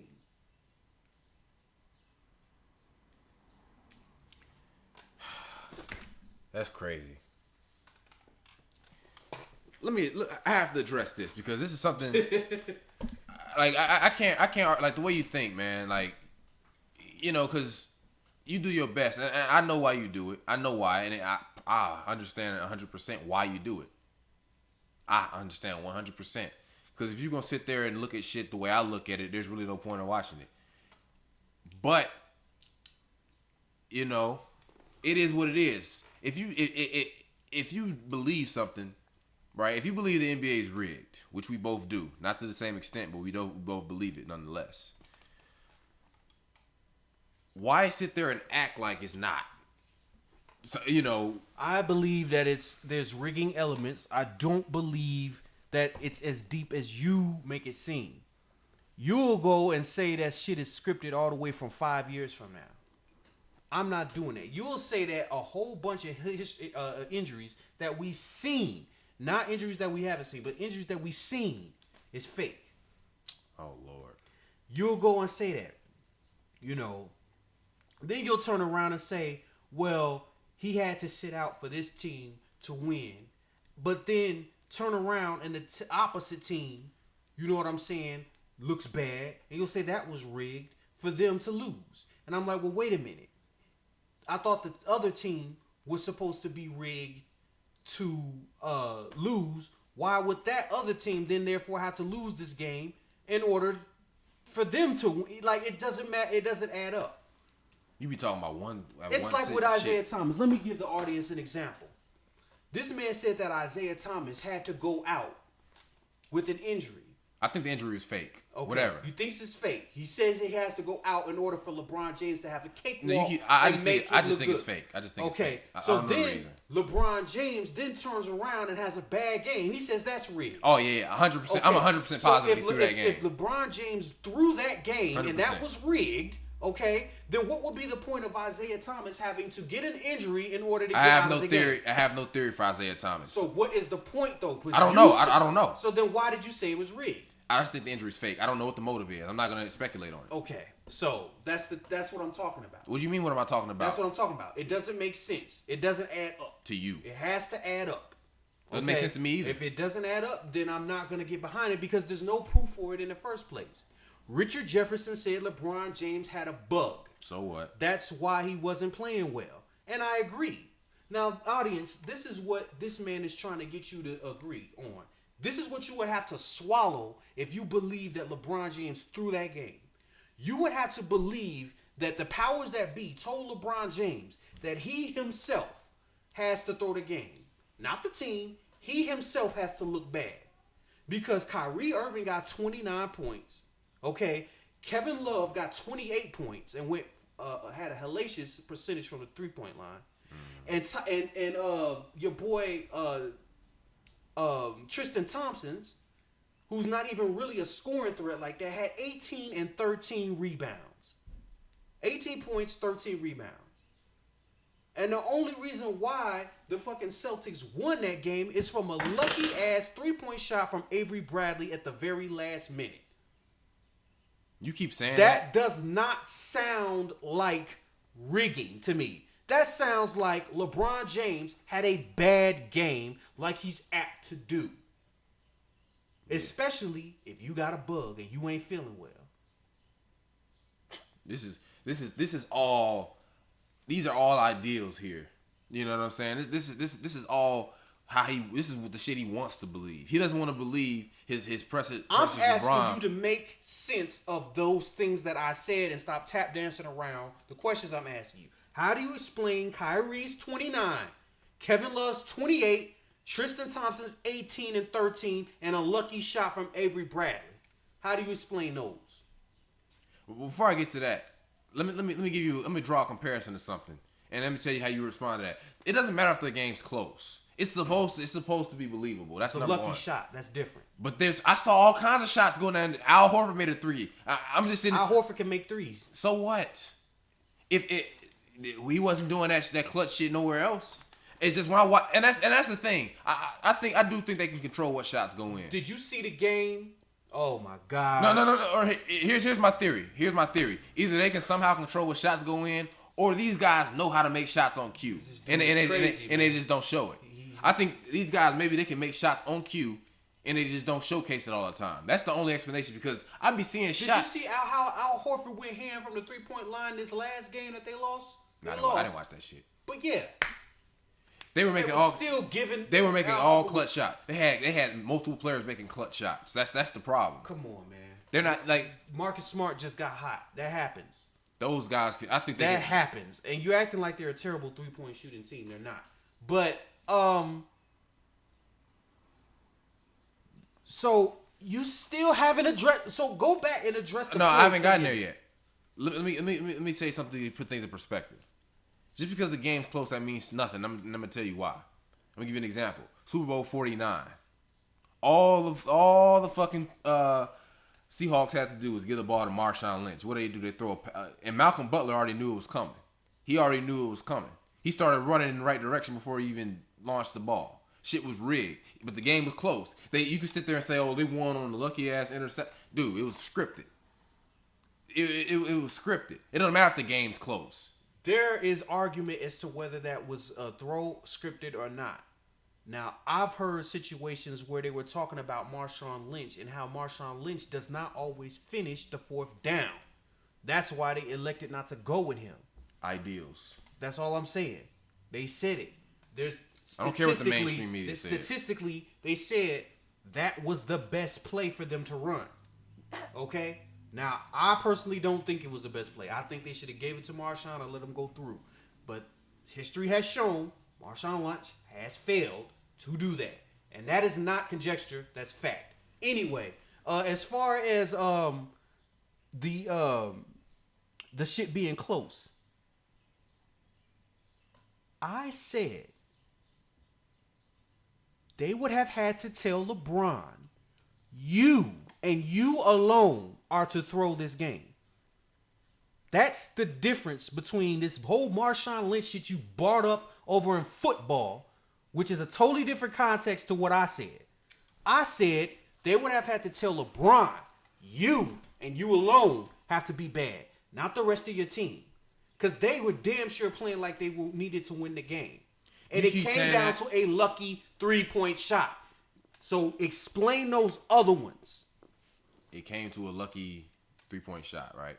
I already told you. I believe. You can't prove something that hasn't taken place. I believe if you go back in time, Avery Bradley somehow missed that shot. Celtics still win. Because they were supposed to win that particular game. So that's complete conjecture, y'all. There is no. That don't mean I'm wrong. So that's what I'm that saying. Don't mean I'm wrong. So there's no proof behind what you say, though. But I don't. You could be right. You could be wrong. But I could say that there's an elephant that lives in my bedroom. You can't prove there isn't. So because I can't prove there isn't, that means there is. I can say anything. There has to be something to back up what I say. No, there doesn't. Read between the lines. It does not. How do you read between the lines? What's there to read? The rest of his team read the way LeBron were was fucking playing. killing. LeBron was the only one that didn't play well. If they were supposed to lose that game, then you would expect that at least one other star on his team would look like shit. There were guys. There was something for Kevin Love where it looked like some shit. One play, one for Tristan Thompson and one for Kyrie Irving. There were plays with other guys. It's just LeBron did it over the course of the entire game. I just don't see that being thrown. It doesn't add up. It doesn't feel right to me. It doesn't feel right to me that was a thrown game when you look at what his team was doing during that time. They went ham. And it came down to a lucky shot. Now, you can conjecture and say, well, if they went to overtime, they would have won. We don't know what would happen in overtime. You're I clueless. wouldn't want to take the Cavs into no goddamn overtime. I tell you that now. You don't have an idea. I wouldn't want to do that. I do. Okay? You don't know anything. You're just conjecturing. You don't have an idea what would happen. I do. Hey, I have an idea I can fly one day. You be saying this most ridiculous shit. That's how it sounds to me. There's no one. There's no one you can talk to about elephant being whatever you just said. That's how it sounds to me. There's no one you can talk to about that. But if you talk to Avery Bradley, if you talk to LeBron James right now, and they would be honest. That was a lucky ass bounce off that rim in there, man. That's what saved their bacon. That shot right there. It came down to that shot, and that's impossible to rig. Anytime LeBron has a bad game like that, they lose. They had to throw the 2011 finals. He had all kinds of games like that. They had to throw that shit. Whenever let's see LeBron score a low amount of points and they win that. Let's see that ever happen. When has that ever happened? Where he scored a low amount of points and won the game. He was always going to lose that game. That almost happened the last time. You talking about some almost. That almost happened the last time. Remember he had 4 fouls in the second quarter? And he had to sit out for most of the game? He got most of his points in the fourth quarter, but who was it that kept him in the game? That would have been Kyrie and Kevin Love. Again, you're acting like I think LeBron was looking the same way in the first half. Yes, he was, which further lets me know that last game was not a fluke, not a fraud, a throw. No, because he looked the same way that game, and they won it. Look, they won it. There's a guy who. I showed you some of his remarks. I screenshotted some of them. His name is, I'm going to go ahead and give him a shout out. His name is, I think it's like why you need to know or some shit. All right. He comments a lot on YouTube. And I'm a fan of his. I love reading his comments because he is the most knowledgeable commenter on YouTube when it comes to how this shit works behind the scenes. I get some of my information from him. That's like saying he's the foremost authority on fairy tales. He's the foremost authority of fairies and trolls. You're the one that's living in the fairy tale if you think this shit's He's the foremost. He knows everything you need to know about fairies. How long their wand is, how big their wings are, how far they can fly. He knows everything about it. He's the world's foremost authority on it. You're the one who lives in a fairy tale. He can't prove any of the things he says. He just thinks he knows how it works because he just feels he's done the research, but he doesn't really know. Just listen up, man. Here's a comment from him right now. It says, OKC had 0 chance of making the finals. This is about last year. The NBA is not only fixed, but scripted.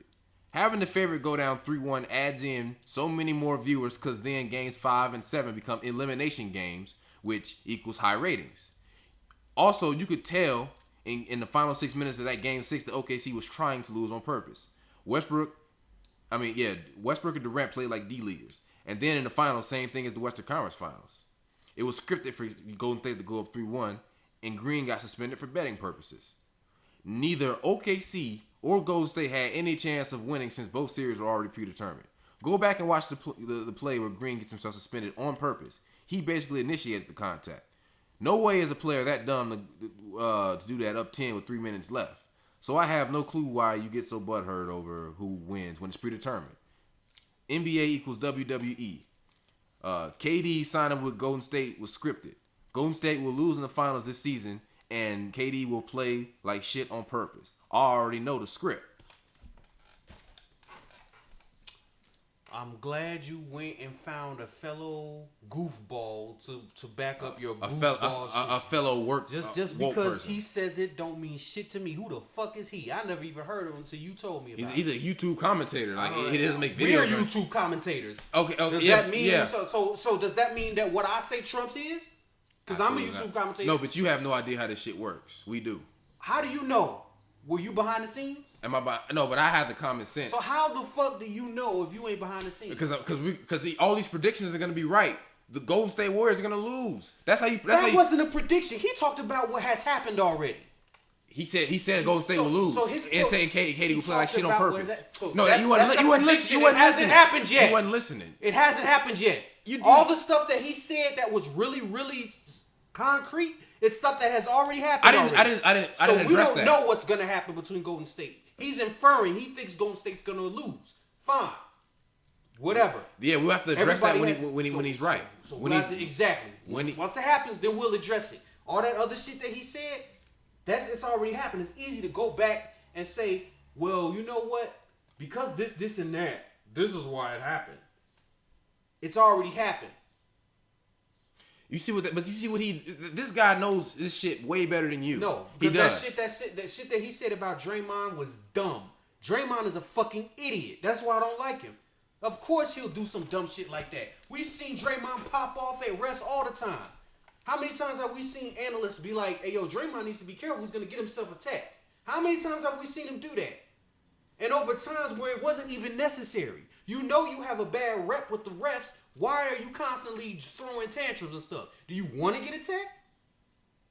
He's a stupid ass. He's what we call a hothead. He doesn't think about his consequences before he does it. You'll never get anywhere. So the shit he said, untrue. Now, as far as OKC, he's right about that. I told you, I think they purposely threw that game. Always saying shit matter of factly. Go ahead. What do you want me to do?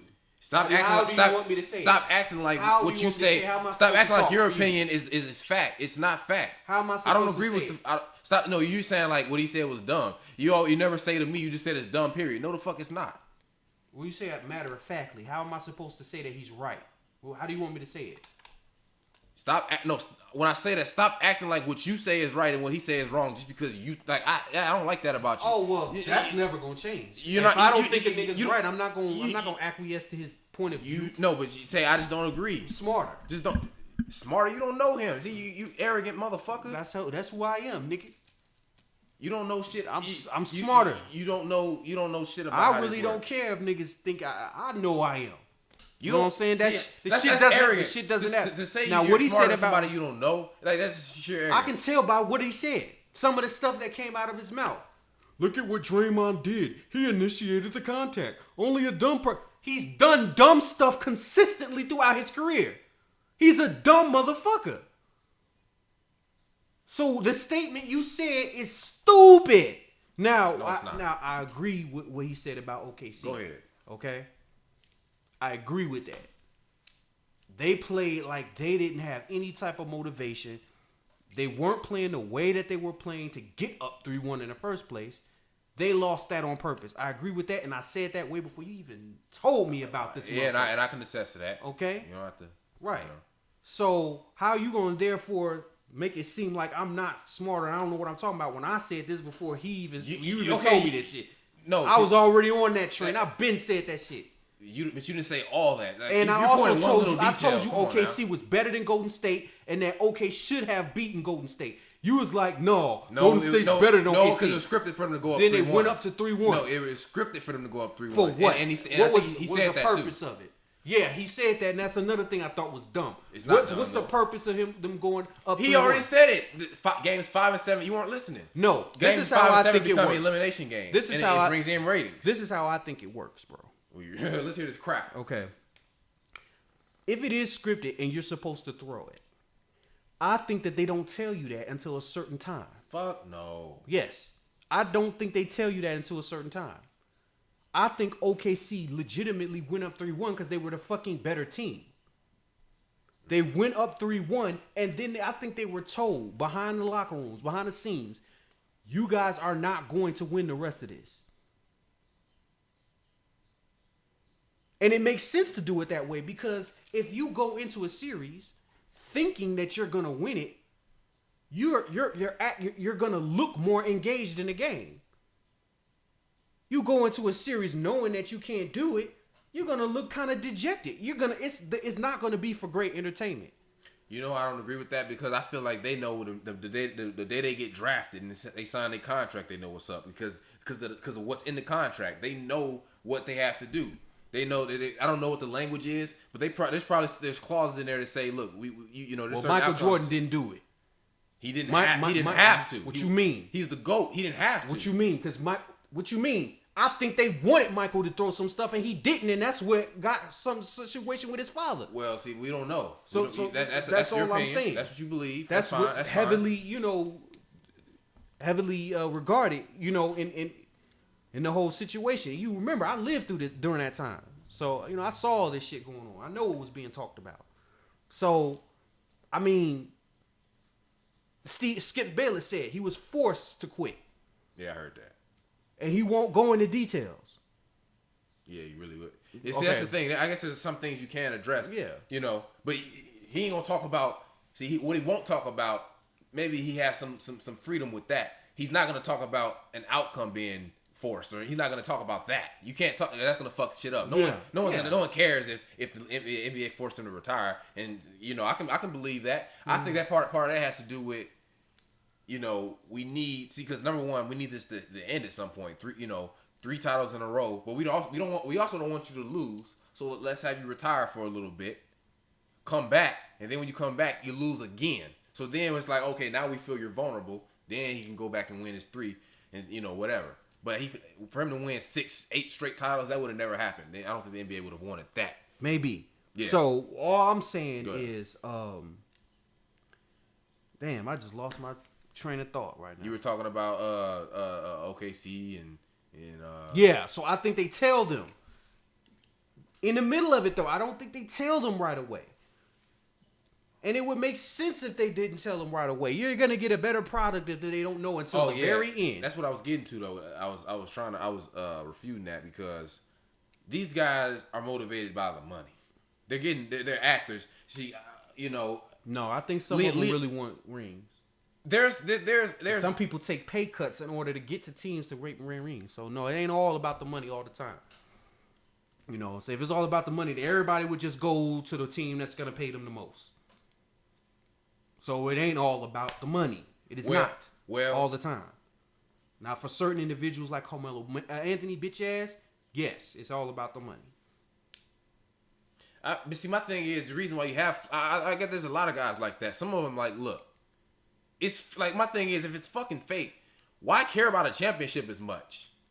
I mean, there's still perks to having a championship. Because it ain't all fucking fake, man. That's what I'm trying to tell you. No, there's certain guys who aren't gonna win because they're never gonna be in the right situation to win.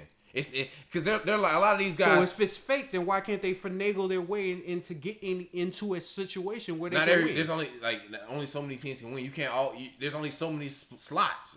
Sometimes it's like there's 30 teams in the NBA. Why can't each team have a chance of winning a championship? Man, I wish that were the case. I don't know. The reason is because there are greats, and these greats are so good that they hamper others from getting it. That's what makes them great. That's how you look at it. Look at how many. Oh, that's what the fuck it is. No, it isn't. Yes, it is. No, it's not. Yes, it is. You don't know what you're talking about. Just like Michael Jordan. How many people he stopped from getting a ring? Answer that. That's what I thought. No, I will answer that. I will answer that. That's what I thought. Michael Jordan. A lot of those teams probably weren't allowed. And I'm gonna go ahead. You always ask me this. I didn't speak on it because I didn't watch it. Dude, if you say what you're gonna say, this podcast is over. No, I'm not gonna talk to you about it. No. Let's get this. I think you're gonna say this is gonna look. Hold on, bro. I'm bluffing. Hold on. Get up and stop this podcast now. Hold on, bro. Okay. Hold on. Say what you think I'm gonna say. Bro, hold on a second. See, because I already know. See, again, the emotionalism is stop this podcast. Hey, man, Jay. the emotionalism is ingrained in you. You think I'm joking? No, hold on a second. You think I'm joking? Let me get my preliminary remarks, right? No, I already know where you're going, and I don't like what I'm hearing. If you say what I think you're gonna say, I'm going to stop the podcast, dude. So we can go and revert to something else. Hold on a second. Hold on. The sentimentality that you wield and possess needs to be eradicated. That's fine. Don't say what I think you. No. What you mean? Obviously, it's not fine. You need to erase that shit because I don't know how long the NBA's been rigged, but it's been rigged since at least the 80s. We're not blaspheming gods, bro. This is the God. We ain't gonna be throwing dirt on God's name like that. All right. Look, man. I think it would be great entertainment because I've never addressed this with you. I'm not. And I've done that. I've done that on it with you, dog. I've done that to be diplomatic and be sensitive to your feelings. I've done that. Bro. But I think this is the perfect time for me to divulge my thoughts on that. I don't want to hear them. I really don't. You don't have to respond. I don't want to talk about it. I don't want to hear it. What you're saying is ridiculous. We know who's the greatest. See, guys, listen. We've seen the stats. We've seen the video proof. We know who the greatest is. And I don't want to talk about it. That don't always mean he had the greatest team, and I'll leave it at that. Okay, so that's fine. And that's what makes him the greatest, because he didn't have the greatest team. So, good. And look, and you guys, right there, you saw why he can't. See, he's not a stupid. No, because he's going to sit here and try to say that Michael Jordan was rigged into his finals. This is what he's going to try to say to y'all. Do y'all want to fucking hear that? Because I don't. I don't want to hear that shit. This guy's not I don't want to hear him talk about Michael Jordan, who we know statistically is the greatest to do it. And some may say 1, 2, whatever. You want to put LeBron up there for you LeBron dick riders, whatever. But we know he's a Mount Rushmore player. And we are not going to sully this dude's name. Because if you want to sully his name, then we're going to have to sully Larry Bird. And we're going to have to sully Magic Johnson. And we're going to have to sully Wilt Chamberlain. And we're going to have to sully all these other great players. So we are not going to do that. I'm not touching that. How the fuck you gonna hit at the greatest and miss everybody under him? Oh, I talk about so then that means you're disrespecting the whole legacy, the whole history of basketball. Of NBA, yes. Okay, the scripted ass. That's NBA, what you're doing. They all fall under that umbrella. You're disrespecting Dr. J. You disrespecting everybody, and I don't want to fucking hear that. You know what? So they deserve it because they all sold their soul. They all participated. You don't in that know shit. what the fuck. You have no idea what was going on. You don't even know how long it's been rigged. He just said, I don't know. At least so how the 80s. fuck you At gonna least 80s. sully the names of these players? You don't even know when it started. How could I know? Extraordinary. Listen, there's an old saying. Extraordinary claims calls for extraordinary proof. You are making extraordinary claims. Well, it doesn't matter if you heard it. This is why I am who I am. Extraordinary claims needs extraordinary proof. You are making extraordinary claims, so I hope you have extraordinary proof.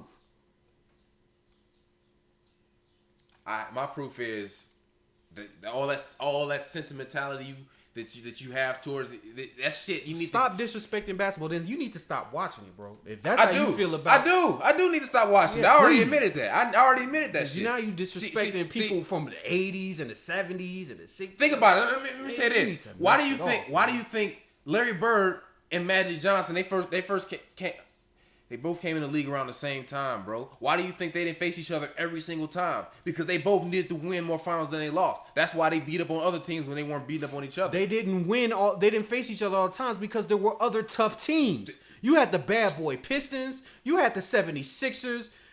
You had the Bucks. The Bucks Bucks beat Bulls, Michael Jordan's Bulls, and handed the 76ers their loss with Sidney Moncrief and all of them cats.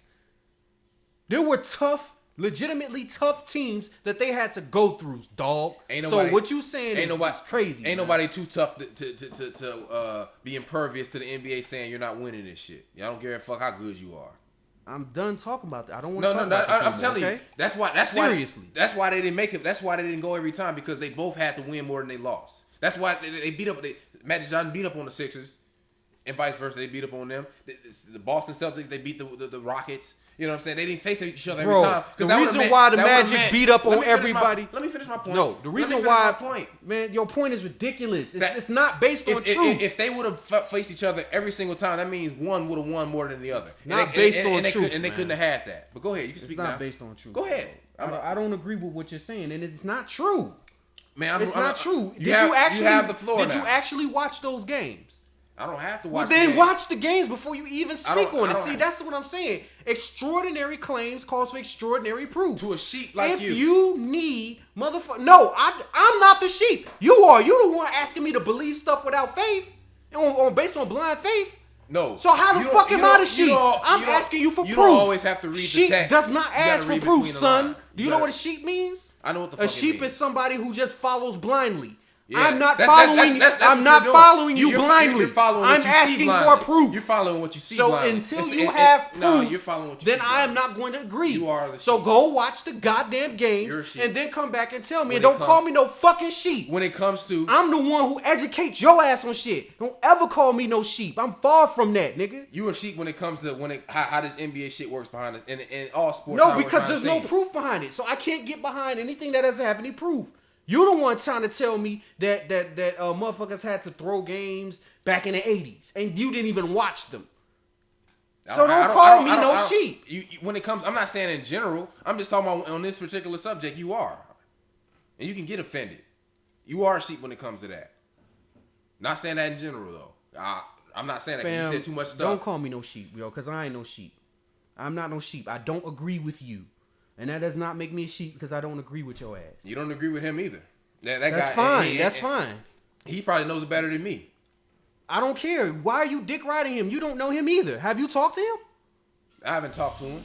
Okay then. So if you don't know him, you don't know him either, and I don't know him either. So why are you defending him against me? And you actually know me. No, but I agree with him. And I don't agree with you. But that's fine. You don't have to agree with me. That's fine. That doesn't mean he didn't say stupid ass shit in there. And I pointed out what I thought was stupid that he said. Well, you're wrong. He said some things that made some sense, and he said some things that were stupid as hell. You know what I'm saying? But straight up on that tip, I don't want to talk about that. You disrespecting legends and shit. I'm not fucking with that. Well, you know what? That's fine. See, this is why you can't get an understanding because you don't want to. No, I'm good. I'm not on that. No, I don't want to hear that. This is why you see. This is why I can think how I think. No, because you don't even know when it started. So how am I gonna listen to you? You don't even have all the facts. I know it's been rigged since at least the 80s. How do you know that? How do you know this? I know because it only makes sense if you look at how things happen. Once Larry Bird and Magic Johnson came in the league took off. So it only makes sense for them to manipulate. They took off because they were amazing talents. They were, but it only makes sense for them to maximize whatever market or exposure they got or whatever, so they could globalize the game more and more and more. And Michael Jordan, he came in and he did it even more. He took it to another level. So it only makes sense for them to do whatever they can do to engineer it. When did Michael Jordan get into the league? He got in there in 84. Yeah. He didn't win a championship at all through the 80s. Yeah. He was the most dynamic player that stepped onto the floor from 84 on. Why didn't he get past the Lakers? Why didn't he get past the Celtics and the Pistons until 91? They were still milking the Larry Bird and Magic Johnson. See, this is what I'm saying. Scrutiny. This is what I say, folks. See, I gave you gotta put up scrutiny, man. No, because you said as soon as Larry Bird and Magic got on the scene, they were able to electrify the masses, and basketball took off. Michael Jordan stepped on the scene at 84. He electrified the Magnets more than the other two. As a matter of fact, as soon as he came, people weren't even talking about Larry Bird and Magic like that no more. BS. When they got to the finals, they were. But when it came down to actual players, Michael was the man, and everybody knew it. Yeah, including Larry Bird. But they weren't gonna. God on the basketball court when he took him to double overtime. By the way. With 63 points. People don't talk about it. By himself. Double overtime. So, he was the fucking man. And everybody knew it. Why? If it was about pushing the brand to the next echelon, why didn't they allow Michael to at least get one championship during the 6 years in the 80s he played? No one ever wins that early. LeBron didn't win one until his 9th year. It doesn't happen that way. That's just not how it happens typically. It doesn't. You want to know why it doesn't happen? Because if it was rigged like you say it was, if it was scripted like you say it was, it would happen. Because they would do whatever was best for the brand. Nah. But in order for you to win a championship, it usually takes a cultivation time, right? Doesn't it usually take about maybe 6 to 8 years for you to gain and hone your skills and become a great player and learn the game of basketball in the NBA? That's what you got to do when you're trying to perfect your trade in any type of situation. Let me explain it to you. Here's what it took. To win his championships, for Jordan, he had to wait for Bird and Magic to come down. LeBron had to wait for Kobe. Period. That's why it didn't happen right away. That's why it didn't happen right away. Not because they had to hone. So let's forget about the fact that Michael didn't have a great coach. Let's forget about the fact that Michael didn't have a great team. We're just gonna sweep all under the rug and say no. He just had to wait for them. They could have got him, even if, despite those things, if they wanted to, they could have got him through. But they're like, nah, we're gonna wait until the Bird and Magic thing runs its course. Okay. We're gonna wait till Kobe runs his course. All right, bro. And then that's when they came through. That's Look, fine. y'all already saw the emotionalism. That's I don't fine, have any of that. They probably they probably don't want to hear your shit just like this. No, there's people. Obviously, the majority don't want to hear this. They don't, but the majority, they don't want to know the truth. Ignorance is bliss when it comes to sports corruption. Bro, you don't even know when it started or how it works. I do know how it works. You don't even know when it started. You don't even know when this shit kicked off. Okay, but I know it's been happening since the 80s. How? How do you know that? Because I'm not afraid to read between the lines unlike you. That's how I know. Man, you sound stupid. I'm done with this podcast. Turn this shit off, man. Your ass dumb, man. No, you fucking dumb. For real. This guy's a fucking he's looking at ideals. He's too caught up. Stupid, man. He's too caught up in emotion to look at shit clearly. Born in the 80s, telling me what the fuck was going on. He don't even he can't look at shit clearly because he's so emotional. Dude is crazy. He saw Michael Jordan as a child. He saw Michael Jordan as a child. This man has lost and now his childhood is ruined. That goes back to what we were talking to earlier. He thinks everything is scripted. Everything. He thinks that clean. Michael Jordan was forced to the finals. Right? Because people were really fucking with Jordan, right? His childhood is ruined. My childhood ain't ruined. It stands. Michael, 6 for 6 in the finals. Only because you ain't let me finish. 6 for 6. Only because you ain't let me finish. 6 for 6, baby. His childhood 6 for 6, baby. He don't mind cartoon. 6 for 6, baby. If I add profanity in his 6 for 6, baby. And his Power Rangers. And 6 finals MVPs. He finds that funny. But he don't find and 5 regular season MVPs. He don't find that funny. 5 regular season this is sheer emotion. MVPs. You can't take the emotion. And I bet you that was rigged too, right? Because he didn't have the best stats, those 5 MVPs. Look at this Did emotion. Did he? Emotion. Did he? Did he have the best stats? Yeah, I think he did. 5 MVPs, y'all. You hear me? 10 scoring titles. 10 scoring titles. Okay. No one's. How many times do I have to say this? These guys really are good at how many motherfucking times do I have to say that? 30 points average. How many times do I have to say 50% field goal percentage. Go ahead. I'm going to let you finish. Go ahead and name all the accomplishments you can name. How many times you don't rig that, y'all. How many times do I have to say these guys are really good at what they do? You don't rig that, y'all. See, this guy is stupid as hell. He's being stupid right now. But see, I understand. Motion is clouding his judgment. I get it. I don't agree with that being like that, but I understand it because I used to be the same way. Back in 2012, when people were saying that shit, I was the same way. But I grew up, and I'm like, look, I have to see what's in front of me. It's too much to ignore. The emotionalism is gone. You have to look at this shit clearly, not looking through rose-tinted goggles. I'm not gonna listen to somebody that wasn't even born in the same decade I was. And telling me what's going on in that decade. And he didn't even watch the games. Listen to someone who's not emotional like you. This nigga didn't even watch the games. It'd be one thing if he... It'd be one... Yes, I did. It'd be one thing if I went back and watched it. Did you? It'd be one thing if he took a look at them and actually, dissected it, what he's saying. Put it in context or something. Okay? Then I could try to respect. I still wouldn't agree, but I could at least try to... I see where you coming from. Motherfucker, you don't even see the game. I can see where you're coming from. You don't see the times where they made stupid plays and lost or made great plays and won.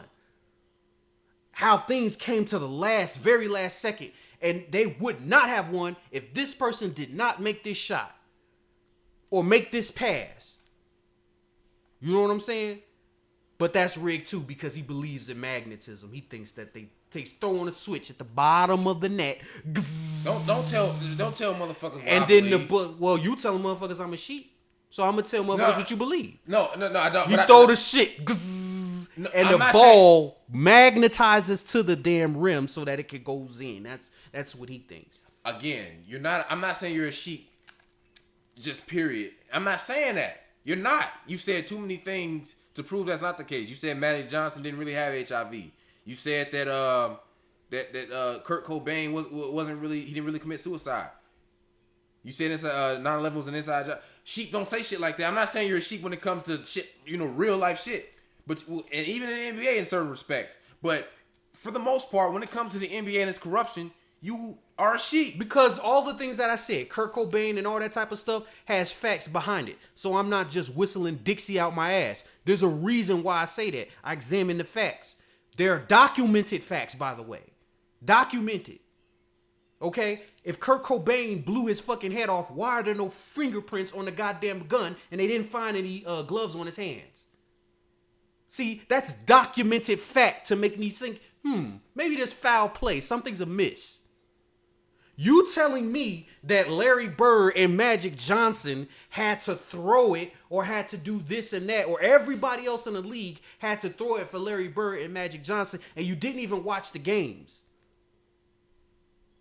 You know what I'm saying? I'm looking at other things. You're not taking into consideration that Magic Johnson had 3 of the overall first picks in the draft. No, we're just gonna sweep that under the rug. Well, we know how to. We saw how we saw how rigged the draft lottery was in 1985. We saw that. That's fine, but he still got it, and that's why he won, because he had those players. That's all I'm saying. Oh, it was still rigged for them. If they got them those players, that's still corruption. That's still fixing shit, bro. That's still fixing shit. Fine, but you still gotta play though. You still have to play. You can form a team together, but if that team doesn't get together or coalesce right, the situation still won't come out the way you thought it would. That just means people put LaMarcus Aldridge and Kawhi together and thought that shit was gonna work out well. People put Kobe Bryant and Shaq and Karl Malone in the glove together and thought that was gonna work good. You see, you're looking at it at face value. You know what I'm saying? A lot of stuff would have happened. You don't know how many things would be different if they just let guys go ahead and play. So much shit would be different. We'd have to have different conversations. Well, that's why I say that I believe that there are rigging elements. Like when you said that the draft was rigged, I believe that. Yeah. That's a rigging. There's facts behind that. There's facts behind that. Yeah. That's a rigging element. But that doesn't mean that because it was rigged for that's going to pan out. They still gotta play. They still got to have chemistry. They still got to play defense. They still got to put the ball in the hole. They still can't get injured at the wrong time. They still have to do great in the playoffs. They still have to beat the other challenger on the other conference. All of this still has to happen. But my thing is, it has to happen. But if guys throw the game, it makes it much easier for those things to happen. That's what anything you say, you keep saying things when you look at it, oh, they have to do this and that. Well, yeah, obviously you have to have a certain level of talent to get there. They got it. You know, the Rockets are good enough to where if the NBA wanted them to win a championship, they could have. No question about it. The Clippers are good enough to if the NBA wanted them to win a championship, they could have. The Sixers aren't.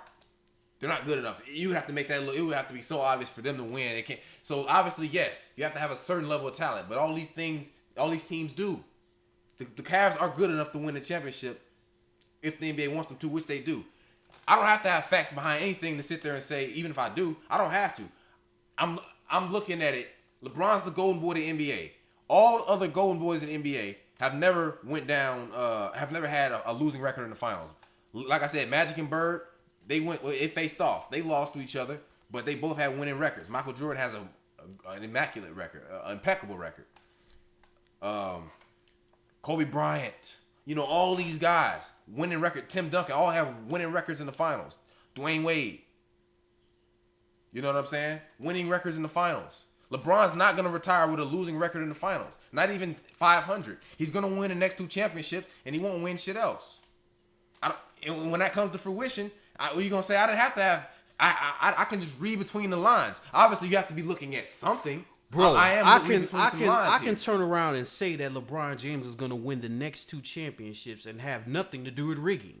I say LeBron James may win the next 2 championships because he's that great of a player.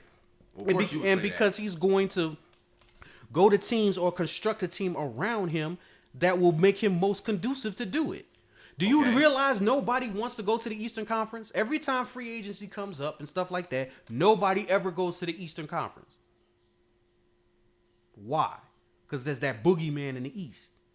That's why. Or it makes it tougher on LeBron. No, it's that boogeyman in the East. You see this. This is what I'm talking about. This type of conspiracy, bro, is ridiculous. I can't get behind this. Look. He's saying that pretty much the NBA is telling all the free agents you cannot go to the East. I will say this. Maybe it is apropos hyperbole to say that I think everything is rigged in the NBA. Maybe it is. I'll give you that. I don't literally think everything is rigged, but that might be appropriate hyperbole. I'll admit that.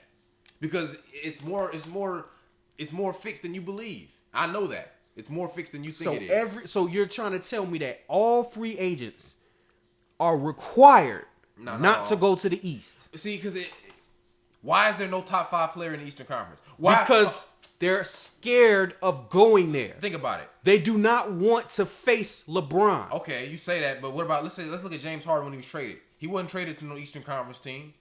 How do we know that there wasn't a reason for that? When Chris Paul got traded to the Clippers, how come we know there wasn't a reason for that? You think James Harden could get past LeBron? On what team? It depends. Well, it depends on the team. I don't know. Pick a team. Pick a team in the East. Well, see, but the problem with that is I'd have to go back and look at the teams then. What if? How about who was good at the time? What if he got traded to the Pacers at that time? They would have to get rid of somebody. So who they getting rid of? Well, they didn't give up much. They didn't give up a whole lot. The Rockets did to get James Harden. I don't remember what it was, but it wasn't much. Yeah, but they were also paying him that bread too. The Pacers could have done that. I don't know what they could. I don't know what their cap was for him. So if they traded him, who they giving up for him? Not Paul George. No, they're not. Fuck no. Okay, so who they giving up for him? Who's on? Because Paul George is the best player on the team. James Harden's a hell of a player. So who you giving up? Danny Granger. Okay, so Roy Hibbert. So you giving up Roy Hibbert, Danny Granger. You're probably giving up about 4 players for James Harden at least. They would have rebuilt. I just look. You can't. The NBA is making it easier for LeBron. They are propagating LeBron up because you think the NBA is making it easier, or the players just don't want to go there. Because I don't think the NBA is making it easier. I think the players sincerely don't want to face LeBron. The reason why I say they're making it in that regard, because there's a lot of different ways I can say they're making it easier on LeBron. One of them is I don't think every time this is the 7th straight finals in a row. I do not think every single one of those were legit. Some were. Some would, if it was played out, he would have still gotten there. I don't think every single one of those 7 years were legitimate. When he got to the finals, I think if it was clean, he would have lost at least a couple of those shits. That's what I believe. Yeah, but look at the times he went ham and got his team past. He's a great player. So we can't just. So what you're doing is you're minimizing that and you're sweeping that under the rug when you say that they're allowing him to do it. So that means when he goes ham and goes for 40, 10, and 12, that shit is minor to you. You're sweeping that under the rug and minimizing it because you're saying that they're letting him do it. No, that's why I have a problem with you saying that. Okay. Because the hard work and hard effort that these dudes put on the court to hone their craft and become great players, you're saying fuck that shit. They're letting him. What about all the times LeBron went ham when he was in Cleveland during his first stint? What'd that get him? No championship. So but it got him a lot of clout. It got him a lot of respect on his resume for taking a team like that to the finals. Absolutely. And again, I'm not taking away his cash. I'm not taking away his greatness as a basketball player. But how can you say that when you say they're letting him go? I'm taking away. Then you're taking away his greatness. I'm taking away the greatness of some of the teams. I mean, I'm saying like when the Celtics were up 3-2 against them in 2012 in the Eastern Conference Finals, you really think the Celtics were allowed to beat him? Because that would mean he lost in 2011, then lost again in this time before the finals even started. You think that would have been allowed? How did LeBron? It was LeBron's reign. How did LeBron play when he went up against him? In Game 6, he went ham. In Game 7, I don't remember. He must have just been okay. So he went ham in Game 6. Yeah. So that was the turning point. He had to do something. It wasn't just handed to him on a silver platter. But he had to do his thing in order to get past them. Despite the fact that he went ham, how do we know the Celtics? How do we know they didn't play better defense on them because they weren't allowed to? And how do we know they wasn't doing anything on offense more because you have to watch the game and you have to come to that conclusion yourself. I didn't watch that game, particular one. I just know he went ham. So the only way to do this is observation. That's why I said for you to say what you said about the 80s, you have to go back and watch those games. Well, you know what I'm saying for you to say that available. I wish it was. I would. Otherwise, I would go back a lot of times and watch some of this stuff. Give me a better idea. Yeah, if you can do that, then at least you're coming from a ground that I can respect. See, that's the thing, though. Let's look at a. All right. Let's look at a book. All right. The book. There is a book. There's a book there. I'm not saying that I should just throw this out and then I'm just looking at nothing. No, I'm looking at the book of NBA history, and sometimes the text would be what you actually see on the court and looking at shit at face value. You're telling me to do that. Sometimes I have to look between the lines, but I don't ever be. There's no book. It's always based on something. It's just not always based on visible text. Sometimes I have to read between the lines. I'm willing to do that, and you're not. And that's I am. That's why I have admitted that there are certain rigging elements. What part? I know you keep saying that, and I it's keep not saying true. it because I'm trying to get it through. Like what I'm trying to convey, why I look at things the way I do, because I'm not afraid to look between the lines a lot more. I'm not often. afraid to look between the lines either, but there has to be something in between the lines.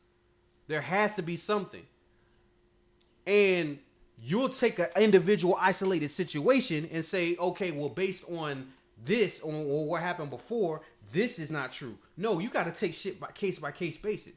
You can't say that because Paul Pierce looked like he injured himself but was able to come back, therefore Kawhi Leonard is fake. Okay. That's not how it works. You can't do that, especially for something too that long ago. It's 8 years in difference. Okay, but I brought up the Kyrie Irving thing, and when that kind of goes with the same concept, basically. Like I said, I believe that injury, like the Cavs are going to win a championship, so they're not going to get any significant injuries like that. That's why he's able to shake it off. A lot of these times, these guys can shake it off. Isaiah Thomas could have shook that shit off. I don't know why they got him out. That makes me think his sister dying had nothing to do with anything. That's what that makes me think. I think it was just the fact that they were the number one seed. And again, what was that based off of? That was just based on observation. The Pacers were looking like shit. They shouldn't have got to the Eastern Conference Finals. The Hawks, my Hawks had them down 3-2. We should have beat them. We almost had them in Game 6, and then I don't know what the fuck happened. Some bullshit, some turnovers, bullshit. We should have won. We should have beat them. They got them through. And I never said this to you. Here's more proof right here. Well, more strong basis for what I'm saying. 2014 Pacers, 2015 Hawks, 2017 Celtics. You know who they all played in the second round? The Washington Wizards. Every single one of those teams played the Washington Wizards in the second round. Okay. None of those. The Wizards couldn't beat none of those teams when they were struggling like that. What was the first one?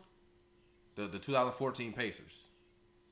They went up against the Wizards. So you're pretty much saying that the Wizards are the sacrificial lambs. That they're making right now. They're looking like Chris Paul. They make John Wall looking like Chris Paul. See, my thing is this. I think now is it that they're the sacrificial lambs or that John Wall just ain't that guy? No, I think. See, here's the thing. He just needs to get his team to the number one seed. That's all. Because I think the NBA's clean. He ain't that guy. He can't get him to the number one seed. So even if your theory is correct, and if you get number one seed, you're automatically going to the Eastern Conference Finals. There's no way to get around it. John Wall ain't that guy because he's not going to get them to the number one seed. He need a bench. He's not even going to get them. He needs a bench. Matter of fact, what's the highest seed he's ever been in? Probably 4. So three or 4, never 2 or 1. I never saw him no 3. Yeah, maybe not 3, but definitely not 2 or 1 is what I'm saying. So probably 4. 4. So he's just not that guy. And this is the Eastern Conference. You can't get a higher seed in the Eastern Conference, and you're supposed to be the next superstar. You're supposed to be that dude. People are looking at you and considering you to be one of the greatest point guards true point guards right now. Why can't you get him to a higher seed? Because he ain't that guy. No, you can't do it all by yourself. He needs a bench. You already admitted he doesn't have a good bench. You already admitted that. You said Kelly Oubre is the only guy you like off that bench. Yeah, Kelly Oubre and Jason Smith is okay. He's okay. You see, that's you think. Everybody else you think is only okay at best. Some guy you think Yeah, trash. Right. So what do you expect him to do? Him getting to the 4th seed with no bench is quite impressive. Him and Bradley Beal. It's not just him. Again, it's not just him, but he's the main guy. He needs a bench. Right? That's the Wizards' problem. Oh, exactly. That's not on John Wall. That's my point. Okay, so I'll give you that. Sure. So then that means that the Wizards organization sucks, right? I guess, yeah. So you're not going to win anything if your organization is terrible. So is it sacrificial lamb, or is it that the Wizards are just not willing to do what it takes for him to win? See, this is what I'm saying. You got to put things in context. Things sound good when you say it a certain way, but then when you scrutinize it and delve into it, you start to see more practical reasons as to why teams just don't do well. And isn't it interesting that the teams that don't do what they're supposed to do never win, never progress? If it's rigged, it shouldn't be that way. If it's rigged on every level and scripted, like you're saying, it shouldn't be that way. Teams that ain't doing right should be able to still go because they did something for the powers that be. It's always a really good reason why teams don't fucking advance. John Wall, no bench. And not a superstar caliber player until maybe this year? You know what I'm saying? Right. Who else doesn't really advance very much? Look at the Clippers. Look at all what's wrong with them. Mm-hmm. Why they never get farther than it would. Never been outside of the, second round? Yeah. You know what I'm saying? And people say, oh, it's rigged. No, there's serious problems for why the Clippers ain't did what they supposed to do. You know, so I mean, that's what I'm saying. We gotta look at scrutinizing things a little bit closer before we just jump to, oh, they had to throw it. Oh, it's rigged. I'll let you have the final word, like as far as giving details and stuff. But all I can say is, bro, if you could take the emotionalism out of it, I think you would be able to see my side a little more. That's all I can say about that. But we can leave that alone for now. One more subject, and then we can wrap this up. Mm-hmm. Let's talk about some hoes, man. Well, first of all, I want to start with porn stars, man. I know you probably watch a lot of porno, huh? Yeah. Name some of your favorite porn stars, man. Oh, a lot of them white too. I like some black bitches. I love Pinky. Yeah, that's a big one. Everybody love her. Yeah. Fat ass. I love Keiki. You know what I'm saying? I don't know if a lot of people know who Keiki is. I've never heard of her. She got this long ass tongue that can wrap around your dick while she giving head. Yeah. Let's see. White bitches. I like Sensage. I like Nina Hartley, old ass. Let's see, Melissa Monet, Charlie Chase, black bitches. I kind of like Skin Diamond a little bit. Cherokee, the ass is okay. She okay to look at. I ain't too much a fan of her porn. Why you say that? Cause I like girls that are realistic. I don't like all that fake moaning ass shit. That don't do it for me. Yeah, I like girls that look like they really into it. You smiling at the camera while a nigga got 12 inches inside you is weird to me. You mud it out, bitch. You ain't got no walls. Right.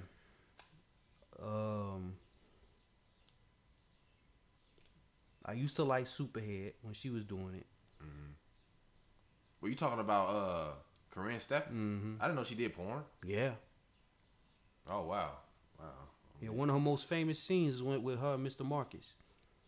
Oh, wow. Yeah. I like, what's the other black chick named? Miss Kitten. I love Carmen Hayes.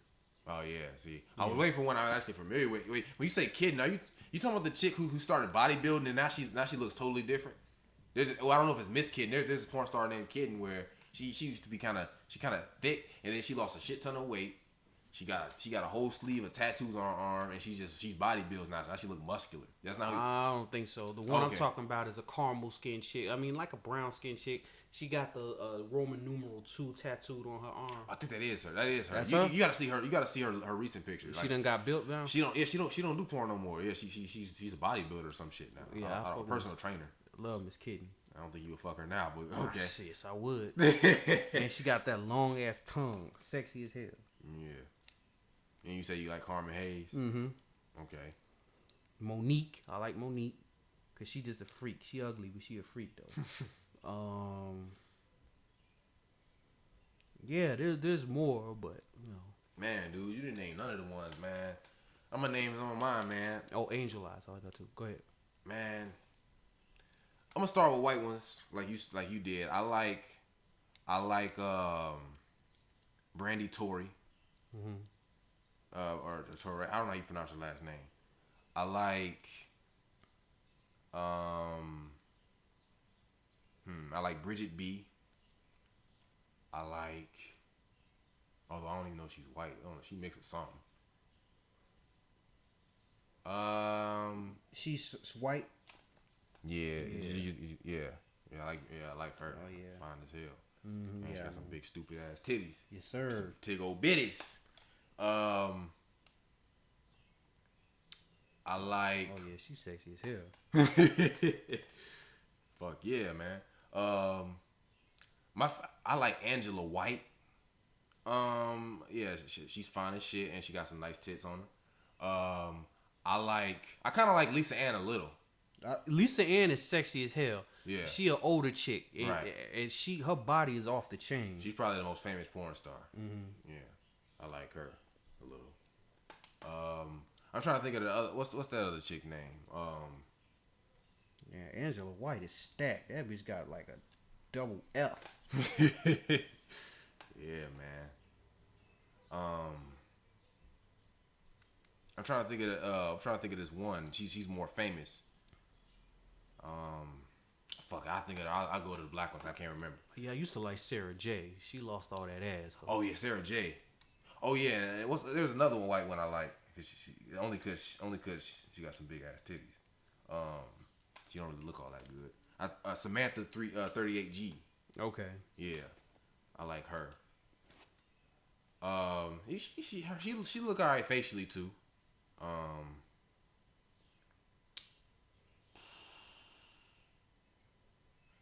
And there's this, I'm trying to remember this white one. She's probably like the second most famous one I named. I forgot her name. I'm gonna go back to that. I'm gonna go to the black one. So I like Lady Snow. Not really doing nothing no more. I like. What is that girl's name? I like Italia Blue. I think her name is Redbone. Italia Blue. Yeah. I saw Lady Snow. Yeah. Yeah, lady. She just got some big ass titty. Yeah. But I like her face too, though. Italia Blue. Yeah. Italia Blue is beautiful. Oh yeah, she's gorgeous. Yeah. Yeah. Yeah, she got thickest motherfucker. My favorite one of all time though. I don't even want to name her yet. I'm trying to remember every. What the fuck is that girl's name, man?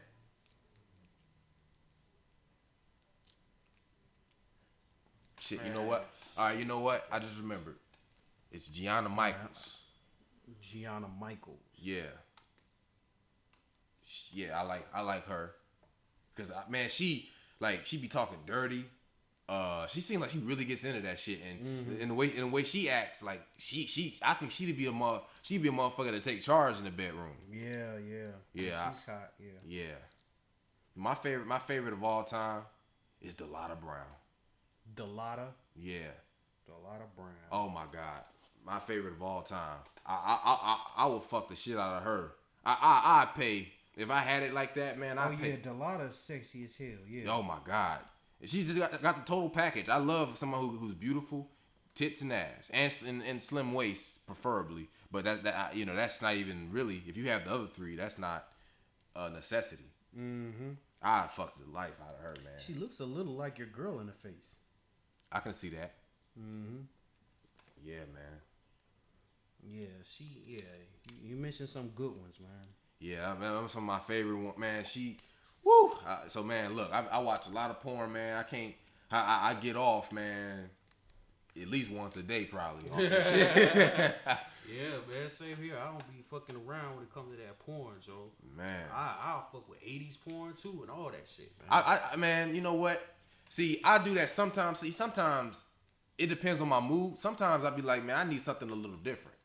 You know, sometimes I go to all kinds of crazy shit that don't wander your minds too much. None of that faggot shit and nothing like that. Because you know how motherfuckers think on the internet and take some shit and run with it. But sometimes, I've done midgets.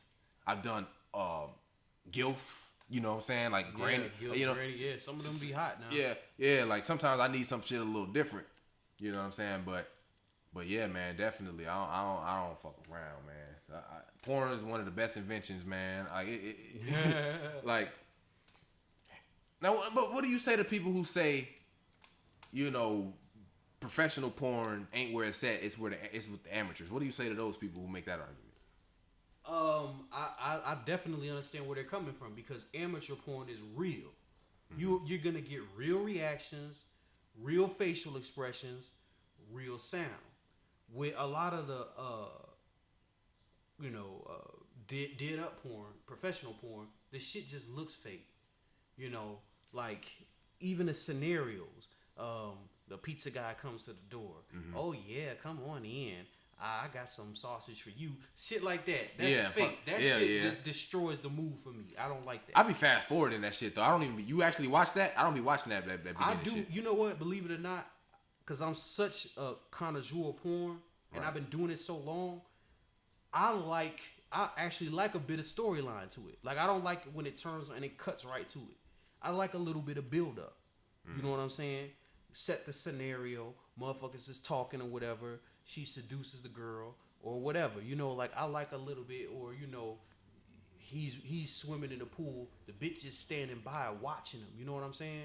As he gets out. See, stuff like that builds the whole thing up for me. You know what I'm saying? I ain't with all it because it just gets too fake at that point.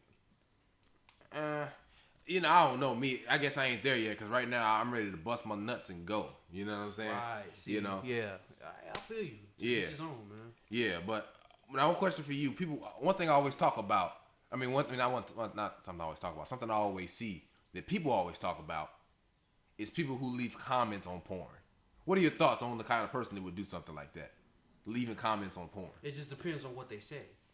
Personally, I think you got way too much time. But if you, it depends on what you say.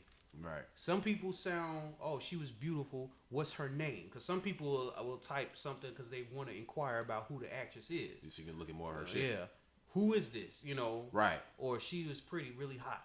The ones that say, oh, I wish she could nut on my face, type stuff like that, you're a weirdo to me. Right. So, you know, it just depends. Now, yeah, I just want your thoughts. There's something people always talk about it. Like, you the type of nigga to comment on porn. And they say that like it's a joke.